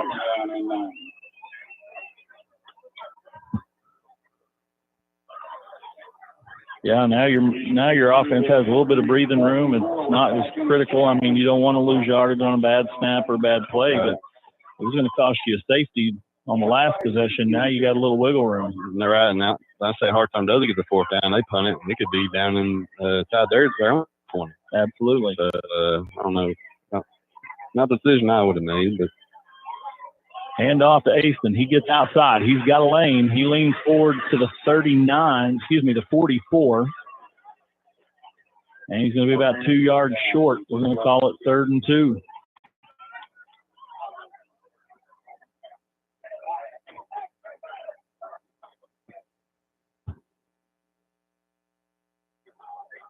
Miners come to the line here. Aston's your back. And the Alaskan freeze is going to do it. First down, Hartshorne. First time they've really been in a position to run it. And we get them a first down here. Right. It's a great time to cash it in. I like to see it on 3rd down as opposed to 4th down because nobody's quite expecting it on 3rd, but definitely on 4th. Now the Miners have the ball near midfield, 49-yard line, first down and 10. Hand off. Aston comes to the near side, gets behind his blocker. He's across the 50, 45, down to the 42, and he's going to be a yard or two short of the first down. Nice physical run by Rowell there.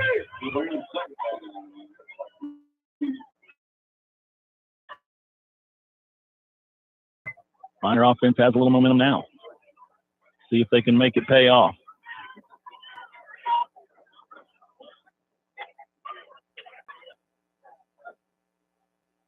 Two receivers to the far side. Aiden Reeves is in as your back. Brett takes a snap.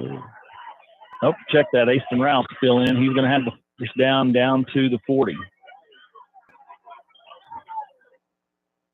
Starting to see some nice physical runs by Hartshorne, close to how they do it in the first. Linemen that are going to have to turn around and play offense here in just a second.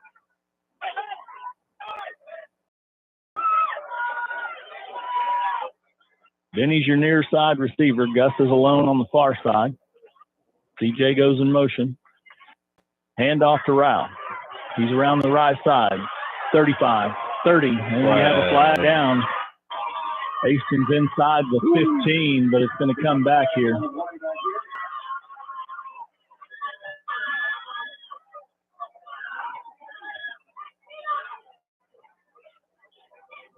That is a momentum killer right there. Right. That's a big game. To see that too, because after a big game, what was it, about a 40-yard game for Hastings? You know, he's out of breath now. Now he got to sub him out and bring in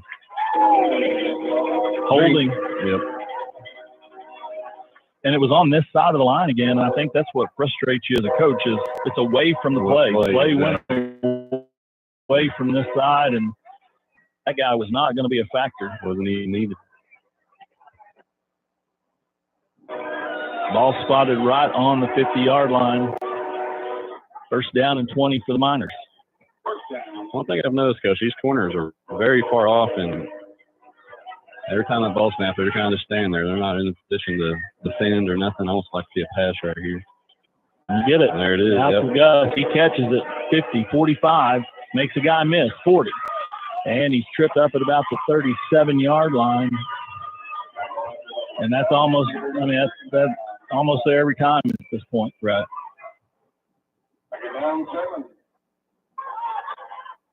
So that corner on the far side covering Gus, he just kind of got his hands on his hips and waiting for the play to come to him. You got a couple of options because if he's going to get 12 to 13 yards on the wide receiver swing pass there, that corner's going to have to do something at some point. Right, and as fast as Gus is, as fast as Brett's getting the ball out of his hands. Aiden, he's got the handoff, first down, still on his feet. He's forced out at about the 20-yard line. Nice gain there by Aiden Reeves.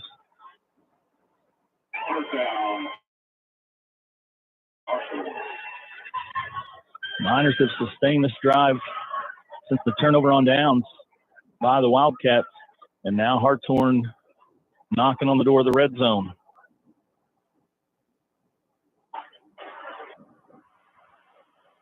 First down and 10. Aiden Reeves stays in as your running back. Handoff. Aiden gets behind his blocker. He's going to have room on the far side, still on his feet. And he's forced out of bounds inside the 5. Good job, Aiden. That run behind his shoulder pads, low on his shoulder, and ran through 2 tackles right there, enough for a Hartshorne first down.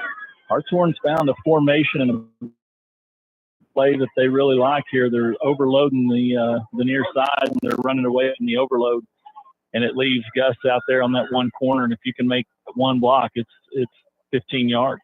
Right, and they're doing a good job of controlling the ball right here too. We've had a steady drive, and now we're right down here on the forward, I believe. And false start. Got a little antsy there. CJ went in motion. One of our linemen jumped. I don't know if maybe they got maybe a half count off on the snap or what happened, but false start's the indication against the Miners. One thing I've noticed, seems like every time we have a lineman going to pull, it looks like they're leaning in that direction a little bit. I don't know if he's about to pull him from left or right or not, but something you definitely want to look out for and hold your water on if you're one of them pulling guards.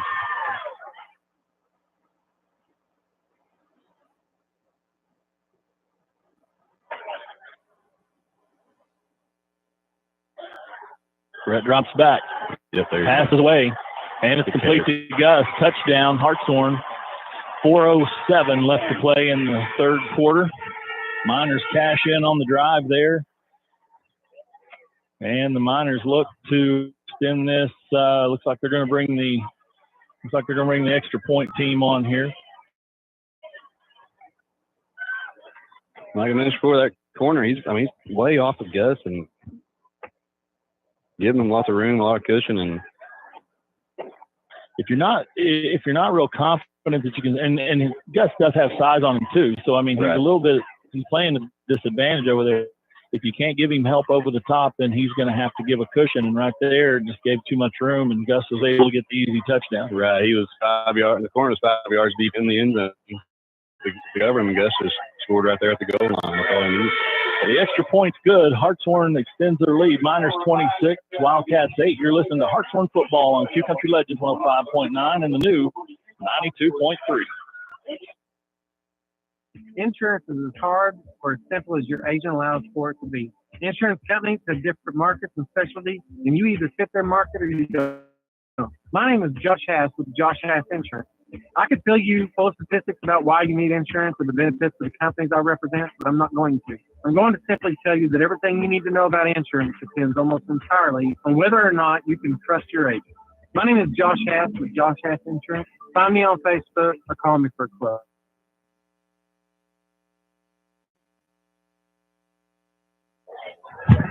And we're back here in Shodo, where Hartshorne leads at Miners 26, Wildcats 8, 4:07 left to play in the third quarter. And Cutler Johnson on to kick off after he converted the extra point.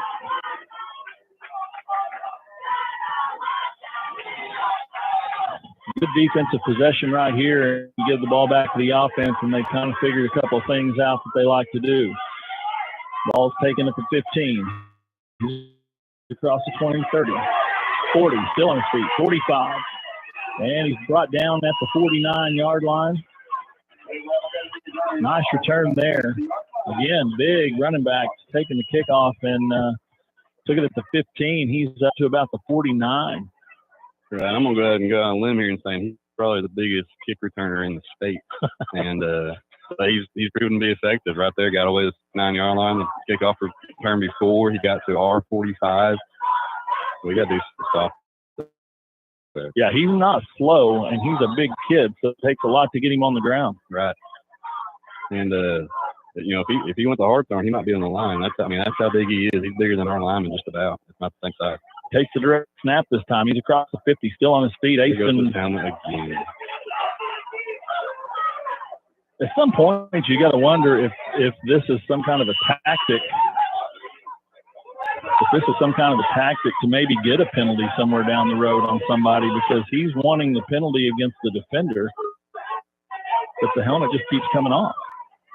Right, and I've watched him every time he comes to the sidelines here. He's not adjusting it at all. He just slapped it on. I think that's the fourth or fifth time. Oh yeah, at least. But if I'm his coach, I'm letting him know, but he's got to get that too. Well, and then on top of it, he says something to the official, and the official throws the flag, so you have an unsportsmanlike on top of it. Right. He's finally adjusting it now. I think so. I've watched him all the other times, and he hasn't even touched it. So. That moves the ball way back.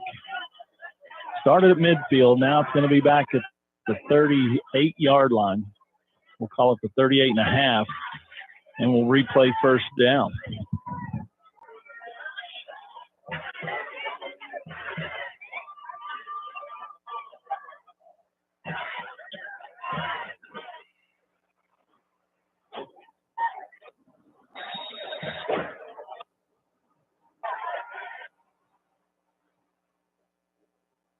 Actually, dead ball penalty is going to make it second down. Hand off to the far side. That time, number 30 on the carry. Another big back. Not as big as 20. I don't think I've seen him touch the ball very much, but he had a pretty effective run right there, real physical. The number 10 bobblehead checks back in the game. Ball spotted at the 43-yard line. Third down. Yeah, that was the double whammy when you take that unsportsmanlike there. It's going to move the ball back 15, but it was also dead ball, so the down counted. And stuff like that showed us they're really shooting themselves in the foot right now.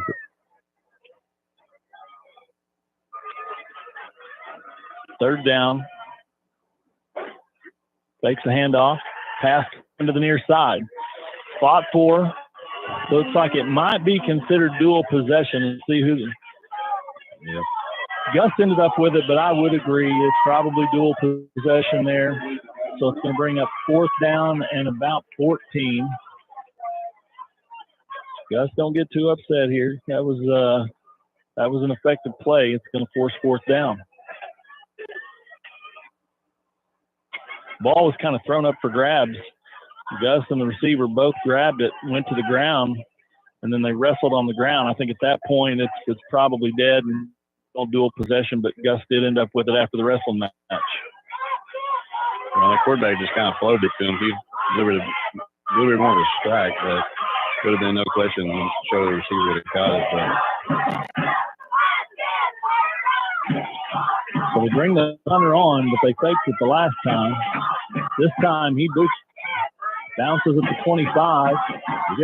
Oh no, Gus tried to play it on the hop, and it gets away from him. And now Shoto has football at the Hartshorne 29-yard line.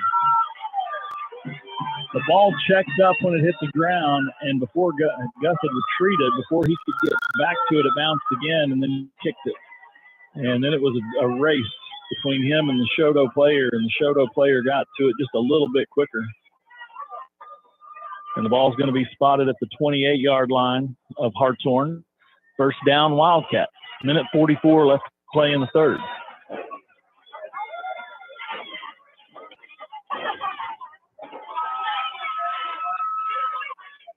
Handoff.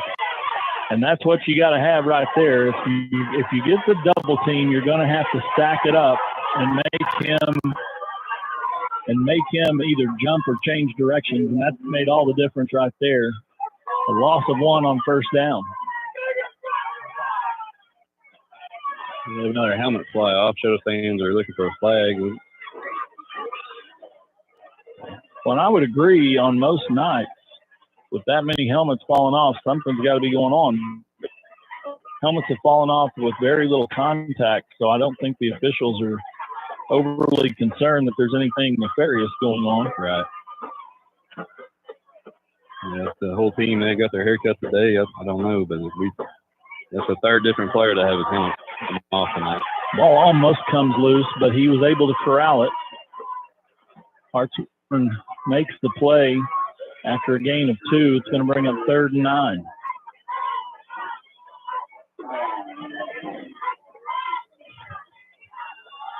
And then on the snap of the ball, those 2 wings are trading off who's going to go first and who's coming second. And sometimes they give it to the first guy, and sometimes they give it to the second guy. That time they gave it to the second guy.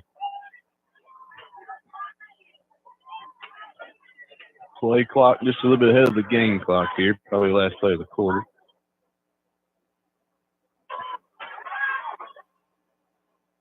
Pitch to the near side. He's got room. 25. Nice close out there by Aston Rao to get him out of bounds at about the 24. He's going to be short of the 1st down. It's going to bring up 4th down, and that'll run the clock out for the 3rd quarter. We're going to take a timeout. You're listening to Minor Football on Q Country Legends 105.9 and the new 92.3. Hartshorne Feed and Seed is your one-stop for lawn, garden, and farm needs.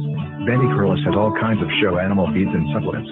Hartshorne Feed and Seed is your big beef feed dealer as well as your local dealer for Purina, Martindale, and show feeds.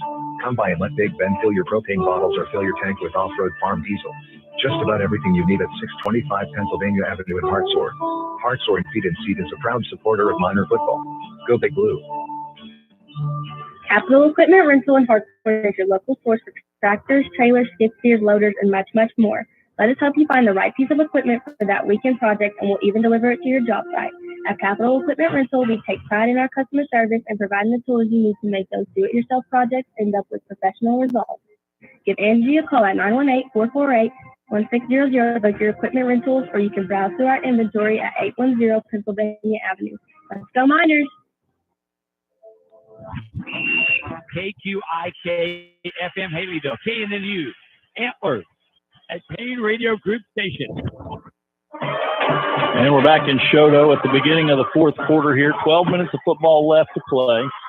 Hartshorne 26, Shoto 8. The Shoto has the football 4th down and 6 in minor territory at the 24-yard line.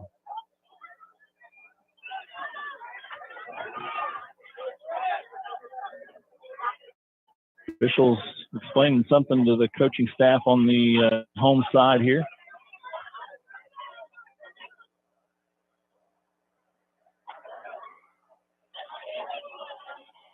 Looks like he said something to the lineman. Not sure if he was talking to both teams or not, but here we go.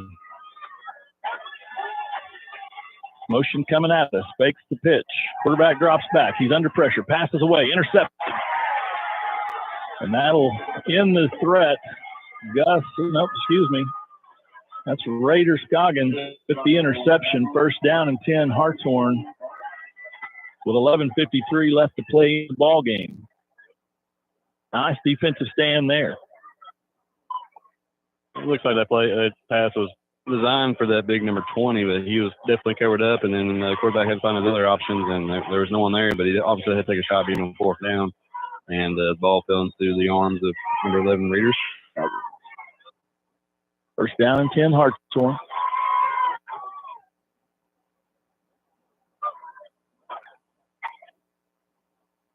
Handoff. Breaks the first line. He's still on his feet. Aston's going to go to the house. No 50, flags. 40, 30, 20, 10, 5, and touchdown. No flags on the play. And that is the same play they've run several times here in the second half. Overload on one side, run away from the overload, and there was nobody there once he got past the first level. 85-yard touchdown.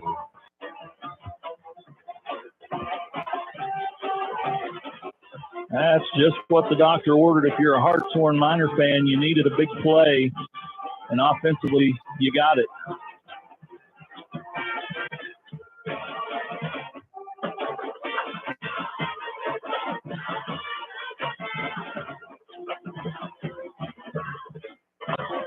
Raider Scoggins, who ended that last drive for the Wildcat offense with the interception, is on the hold for Cutler Johnson. Kick is up, and it is good. Miners extend the lead. Hartshorne 33, Shodo 8, 11:34 left to play. You're listening to Miner Football on Q Country Legends 105.9 and the new 92.3. Lindley's Grocery in Hartshorne is your hometown market. Lindley's Grocery has the best smoked meats around to help you with dinner tonight.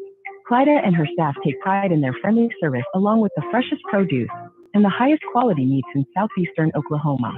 Stop in tonight at 401 West 270 Highway or call 918-297-3543 to put your next pickup order. Lindley's Grocery is in the heart of the Miner Nation and proud to support Hartshorne Public School. A shield against the elements. Comfort in the midst of chaos. Shelter in the aftermath of destruction. For 75 years, Shelter Insurance has remained true to our promise to be there when you need us most. This is the heartbeat of our company, our why. Shelter Insurance. For your auto, home, and life. Call Shelter Insurance Agent Ira Brindley today for a free personal protection review. And we're back here in Shodo. 11:34 left to play in the ball game. Hartshorne kicking off after the long touchdown run by Aston Ralph. Johnson's kick going to be taken at the 27, across the 30. Cuts back at the 35, and he's going to be stacked up right there. First down and 10, Wildcat. And now it gets hard on Shodo because their offense is not necessarily made to score 25 points in 11 minutes. Right, that's not what the wing T is meant to do. It's more of a nickel and diming offense. So we expect to see him try to maybe hurry up the line a little quicker, try to move faster, and see what they can do. First down and 10 for Shodo. Ball spotted right at the 35-yard line.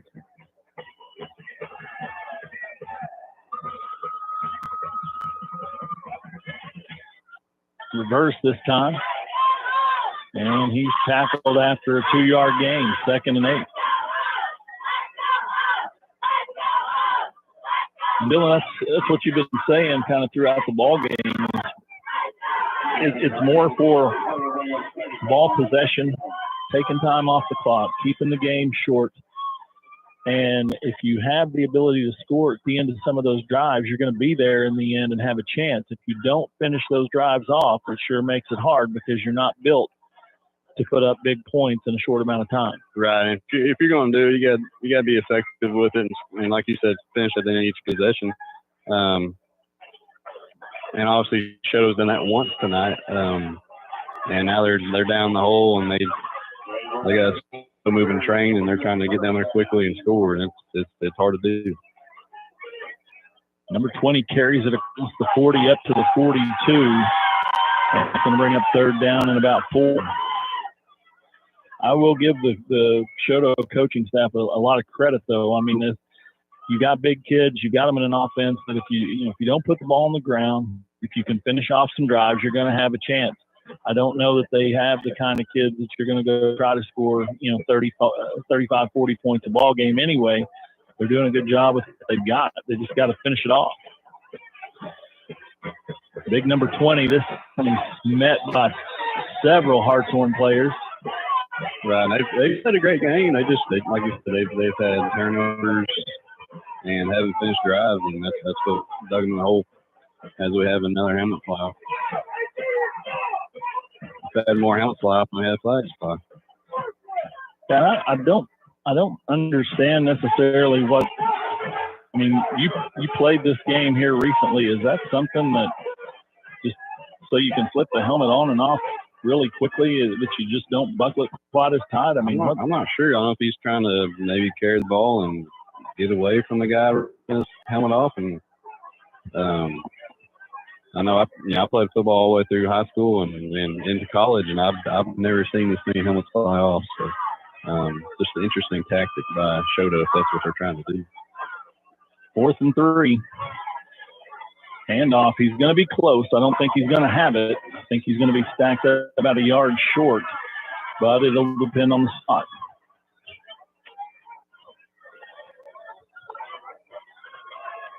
And it looks like the Miners are going to take over on down. 8:50 left to play. We'll take a quick timeout. You're listening to Miner Football on Q Country Legends 105.9 and the new 92.3. KQIK FM Haleyville, KNNU, Antler, a Payne Radio Group station. Fat Daddy's Barbecue and Steakhouse in Hartshorne has your game day covered. Whether you feel like taking on the 8 inches of beefy perfection of the Fat Daddy burger, or you want to tackle the 2 pounds of awesomeness in Grandma's French fries, we can make sure your gut's full for kickoff. You can't make it to the game? Come hang out with us and watch it on the big screen while you soak up the coldest, tallest draft in town. Fat Daddy's is your Miner Football headquarters. Call your order in at 918-297-4037 or come on down to 1018 Penn Avenue. Go Blue! And off on first down goes to Aiden Reeves. He's met at the line of scrimmage for no gain. Going to bring up 2nd and 10. And if you're Hartshorne, you're fine to take this play clock under 10 every time, under 5, and just let that game clock melt with it. Right, you got the victory secure in hand here. It seems like Shadow's just going to lay down, let them have it, and you just want to eat that clock and try to get out of here. 3 receivers to the near side. Pass is out to Aiden. He gets it corralled, but he's going to lose yardage on the play back to the 48. They may give him forward progress to about the 47, but still a loss on the play. It's going to bring up 3rd down and about 13.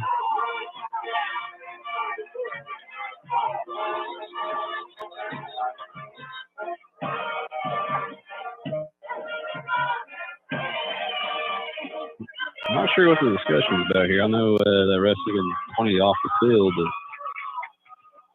no flag or not.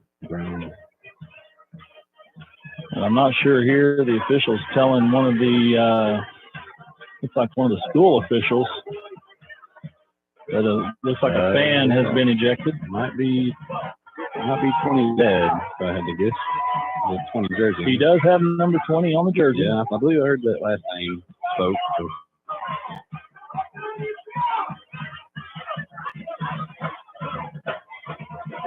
And you hate to see that. These young men have played hard tonight. You got to give them credit that they did not come out here tonight and lay it down. And when you start the season 0-4, it's hard.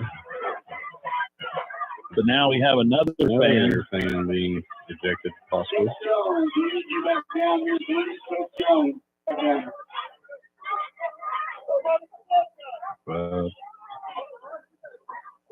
And now we have another fan ejected.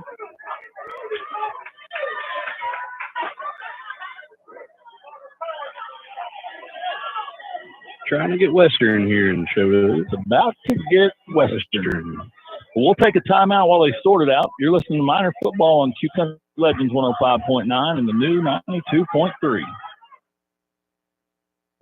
The Miners are the pride of Hartshorne. When it comes to sports, they're the winning team. And when it comes to your money, Bank First is the all-star you need on your side. We're talking big plays with full-service banking, touchdowns with convenient online and mobile banking, and overtime support with extended hours and ATM statewide. Bank First, your money's winning team. Proud supporter of the Hartshorne Miners. Member FDIC. At Steve Gym and Hartshorne, you can melt away some of those extra football tailgating pounds before the holidays. Memberships are available, or you can pay as you go. But let's get you back in game day form. Call us at 918-297-3700, or just stop by and take a look at our selection of ellipticals, treadmills, free weights, and universal machines to pump you up. We're located at 1009 Pennsylvania Avenue. Let's go, Miner Nation. And now we're back to action. The pod is right. The fans who are supposed to be here are here. The ones who aren't are gone. And now Hartshorne and wide open. Pass is complete to Benny at the 20, 15, 10, 5, and he's in for the touchdown. Hartshorne strikes again on the long pass play from Brett Lindley to Benny Machota. Touchdown Miners. Fourth touchdown pass tonight for Brett Lindley. That's a good way to come out of an ejection timeout. Right. Go ahead and score quickly and make this game 39-8. I will say this. I hate when that happens. Don't take away from what the kids have done tonight. Shoto's played extremely hard. Right. Cutler Johnson on.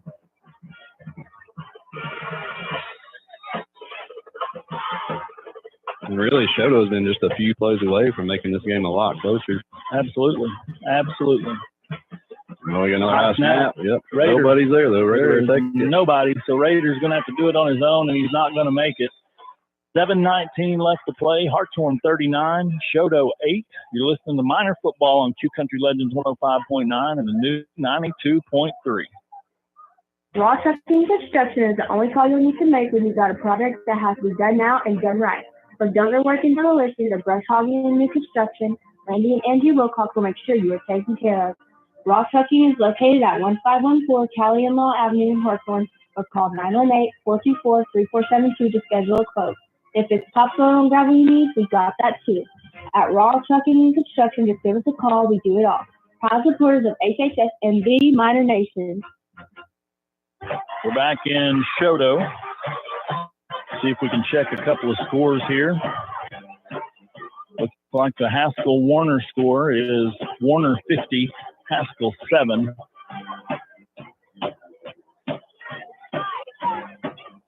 Rejoice Christian 33, Pecola 18, and Cutler Johnson ready to kick. Kick is away. Fielded at the 23, across the 30, 35, still on his feet up to about the 38-yard line. Bo Williams is there.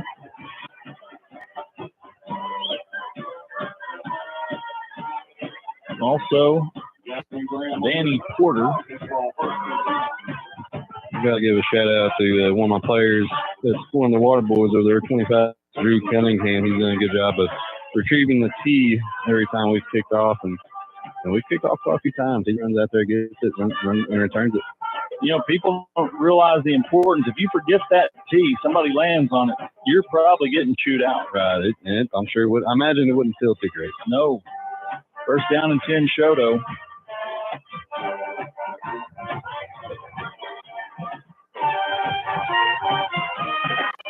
Fakes the handoff. Quarterback gets in behind the running back. He's got the room there. He's across the 45 out to the 40. We'll call it the 48. It's going to be close to a first down. Let's see what the spot is. It's going to be a little short. 2nd and 1.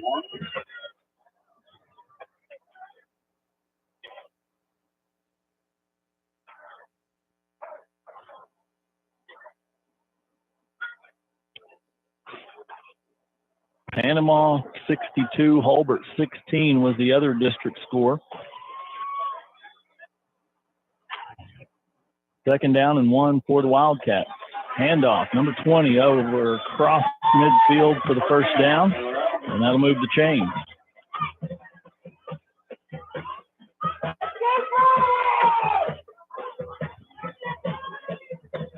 I think the frustration probably with some of the fans there is you have been pretty close. Like you mentioned, you're 2 or 3 plays away from this being a different ball game. And when it started to slip away there at the beginning of the 4th quarter, some of the fans didn't necessarily handle it that well. But the kids are playing hard. I'll give them that. Right. There's a lot of tension in the air with that, and so just about a few plays away. I mean, this game is pretty tight, and we just haven't had it fall their way. We have another flag on the field. Let's see what this is. It looks like there's going to be an ejection now. And it's going to be number 20. Yep, he can. And that kid has carried a load tonight. You hate to see it end like this for him. Didn't see particularly what he did right there on that play. But I did not. He ran the football or was in the mix there on the tackle, and I'm not sure what happened. But after the play, this head linesman over here threw the flag and ejected him.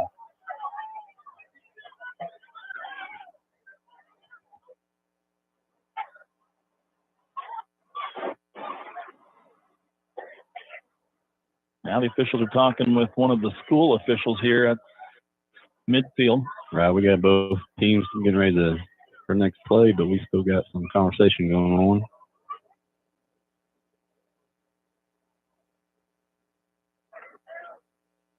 Everything going on in this 4th quarter is kind of drug along here. It has. We'll take a quick timeout. You're listening to Minor Football on Q Country Legends 105.9 and the new 92.3. First National Bank and Trust Company of McAllister is here to help with all your banking needs. Call Jody Hash, your hometown banker, at 918-297-2511. You can also access our website at fnbmcallister.com, where you can view account balances, transfer funds, make payments, and apply for loans. Whatever your financial needs, Jody Hash and First National Bank of McAllister can help. Go Miners! First National Bank and Trust Company of McAllister, member FDIC, and equal housing lender. At Sam Wampler's Freedom Ford, we blend our award-winning vehicles with an award-winning experience. We're proud to provide everyone who comes to our dealership an amazing experience, whether it's buying a new vehicle or getting your current car or truck service. Come see why Southeastern Oklahoma is Sam Wampler's Freedom Ford country. Visit us today at 720 South George Knight Expressway or call us at 918-423-2800. Remember to join us in supporting our first responders and teachers. And we're back in Shodo with 5:54 left to play in the ball game. Hartshorne 39, Shodo 8. Shodo has the football. 2nd down, and we're going to call it 25 after the penalty is assessed for the dead ball, unsportsmanlike conduct.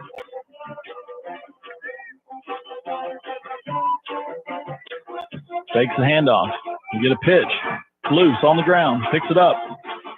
And he runs into his own guy back at the 31-yard line, and there was some confusion on where he was supposed to go there. And I'm talking about the running back. I think he was expecting that ball to be handed off. Right, and the quarterback running to his left looks like he tried to pitch it with his right hand, so that makes it go awkward. And then the result of a fumble in the play, picks back up and loses a couple yards, and then we have 3rd in the Muskogee. It is a country mile to that first down marker back at the Hartshorne 39-yard line.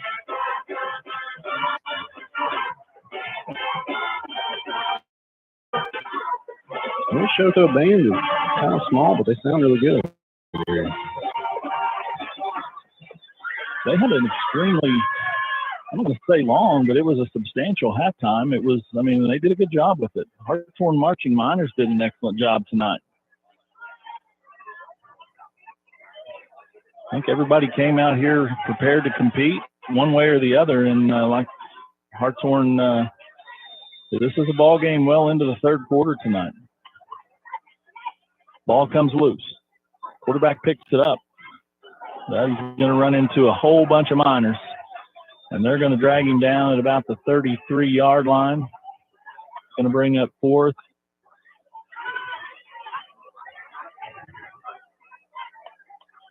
And about 30.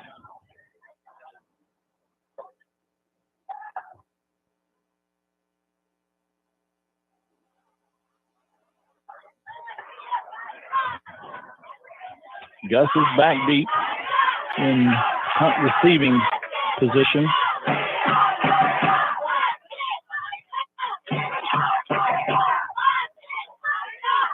You have a new punter now with the ejection of number 20. Snap gets away, but he gets it recovered. Nice hot punt. It's a roll. Yo, give us a roll.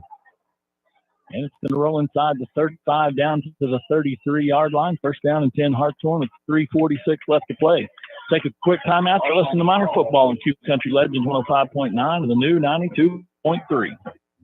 The Miners are the pride of Hartshorne. When it comes to sports, they're the winning team. And when it comes to your money, Bank First is the all-star you need on your side. We're talking big plays with full-service banking, touchdowns with convenient online and mobile banking, and overtime support with extended hours and ATM statewide. Bank First, your money's winning team. Proud supporter of the Hartshorne Miners. Member FDIC. And off on first down is going to be across the 30 to about the 31. Going to bring up second down and 6.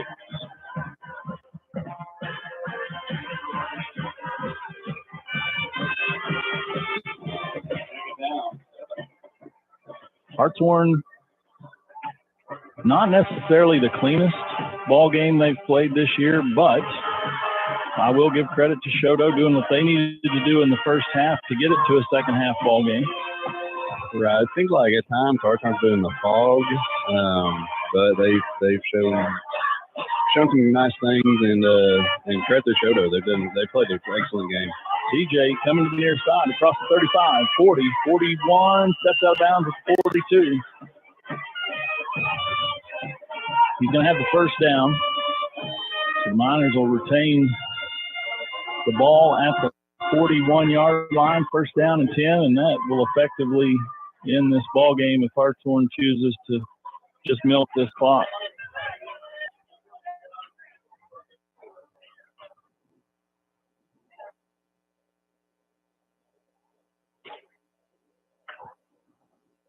Next week, back home at Butler Jennings Stadium, the Warner Eagles are going to be coming in after a big win tonight.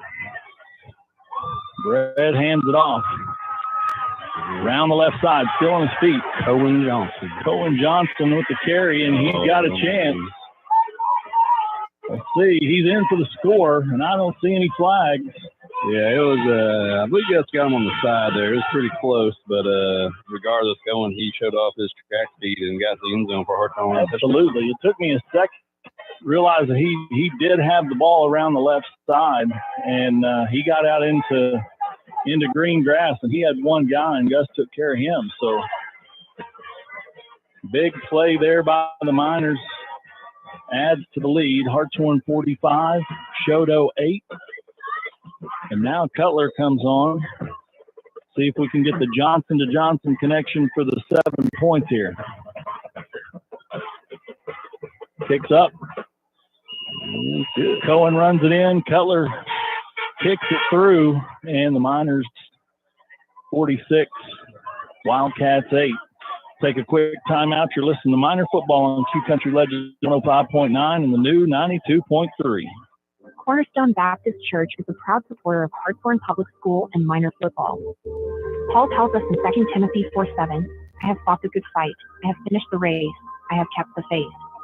Athletic competitions, just like life itself, will present us with difficult challenges each day.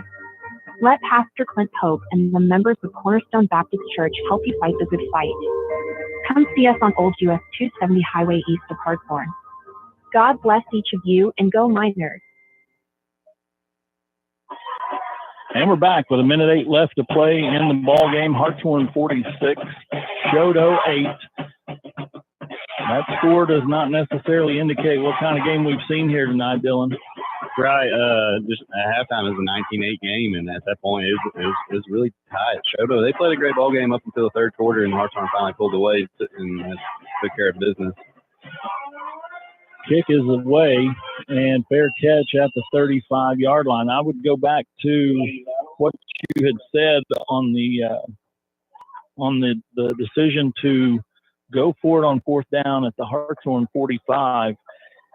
Early in the third quarter, Hartshorne had already started the second half off deep in their own territory and had to punt out of their own end zone. And Shodo goes to fourth down, and instead of trying to play field position and putting Hartshorne back deep again, they go for it, and they give Hartshorne the ball back at about the 40. And it was like that was the break Hartshorne needed, kind of get going offensively. Right. If you're Shodo, I mean, you want to stay on that side of the field, and they like to go for it. And I believe we got the ball back about on the 35-yard line. So and that really got Hartshorne going back. Ball comes loose, picked up by number 10, and he's tackled at the 41. Clock runs under a minute. Yeah, I'm like you. I think field position there might have been the decision, but I will say this: I think it's hard to make that call early in the third quarter. If you think you can get it, and you go for it and you get it, now you got a ton of momentum. So right. I mean, it's Texas Hold'em. Right, exactly. It's a tight game at the time, and if you get that, go down to school. You got, like you said, you got a lot of momentum, but coach, he's got to live and die by his decisions, and that's the decision he made. And if it worked out for him, then we wouldn't be talking about it right now. So. Hand off across the 45 to the 46. So that'll be the last play of the game. And that ought to do it. We'll take a quick timeout. Hartshorne is going to win it in Shodo. Miners 46, Wildcats 8. We'll be back to wrap it up. You're listening to Miner Football on Q Country Legends 105.9 and the new 92.3. Little Miner Learning Center is located at 930 Pennsylvania Avenue in Hartshorne. We provide a learning, caring environment for children ages 6 weeks to 12 years. Cassie and Crystal are committed to making sure your little miner is ready to become a full-fledged Hartshorne miner and chase those championships. We accept DHS and Chalkboard assistance, or we can discuss our private pay plans with you at 918-297-7606. Come down and check us out to see what the little mining difference is all about. Good luck to our former little miners, and go blue! KQIK FM Haleyville, KNNU, Antler, a Payne Radio Group station. And we're back in Shodo, where Hartshorne has won to run their record to 5-0, with Warner coming in next week. And Dylan, final thoughts here in Shodo tonight. Right, like I said earlier, it just seemed like parts of the game, Hartshorne was in the fog, and parts of the game, it looked really sharp. And but I like we've both said, we got to give credit to Shodo. They played an excellent game tonight. The score was really, the game was played closer than the score indicated. And there's a few things Hartshorne needs to clean up on before we welcome Warner into town. But all in all, W is a W, and just got to go 1-0 each week. Well, Hartshorne's remaining schedule: Warner is a winner tonight. Rejoice Christian is a winner tonight over Pecola, who is the next game after Rejoice. Then you have Haskell and Panama, and you can really look at 5 of these teams at this point in the season, 5 teams playing for 4 spots. And you got Rejoice on the road. Looks like one was there at the house, but it's not an easy road from here on out. And then I would say tonight was an indication of what you're going to see here the rest of the way. You've got a motivated team come in here tonight, and if things go their way a little bit there in the third quarter, this could be a different ball game. So you got your rights. You got to clean it up, and you got to be ready to go next week because they're all big from here on out. Right. That seems to be Hartshorne's kryptonite each week is like we talked about. We're not the biggest team in the district. We're just hands down not. But we gotta know our assignments. We gotta be sharp on everything, and we can't be going in the fogs kind of like we showed a little bit tonight. Well, we're going to call it a night here in Choteau and head back down south on 69 Highway. Miners are going to win it tonight, and we'll be home next week at Butler Jennings. For Dylan Pingleton, Jason Lindley, you've been listening to Hartshorne Miner Football on Q Country Legends 105.9 and the new 92.3. Good night.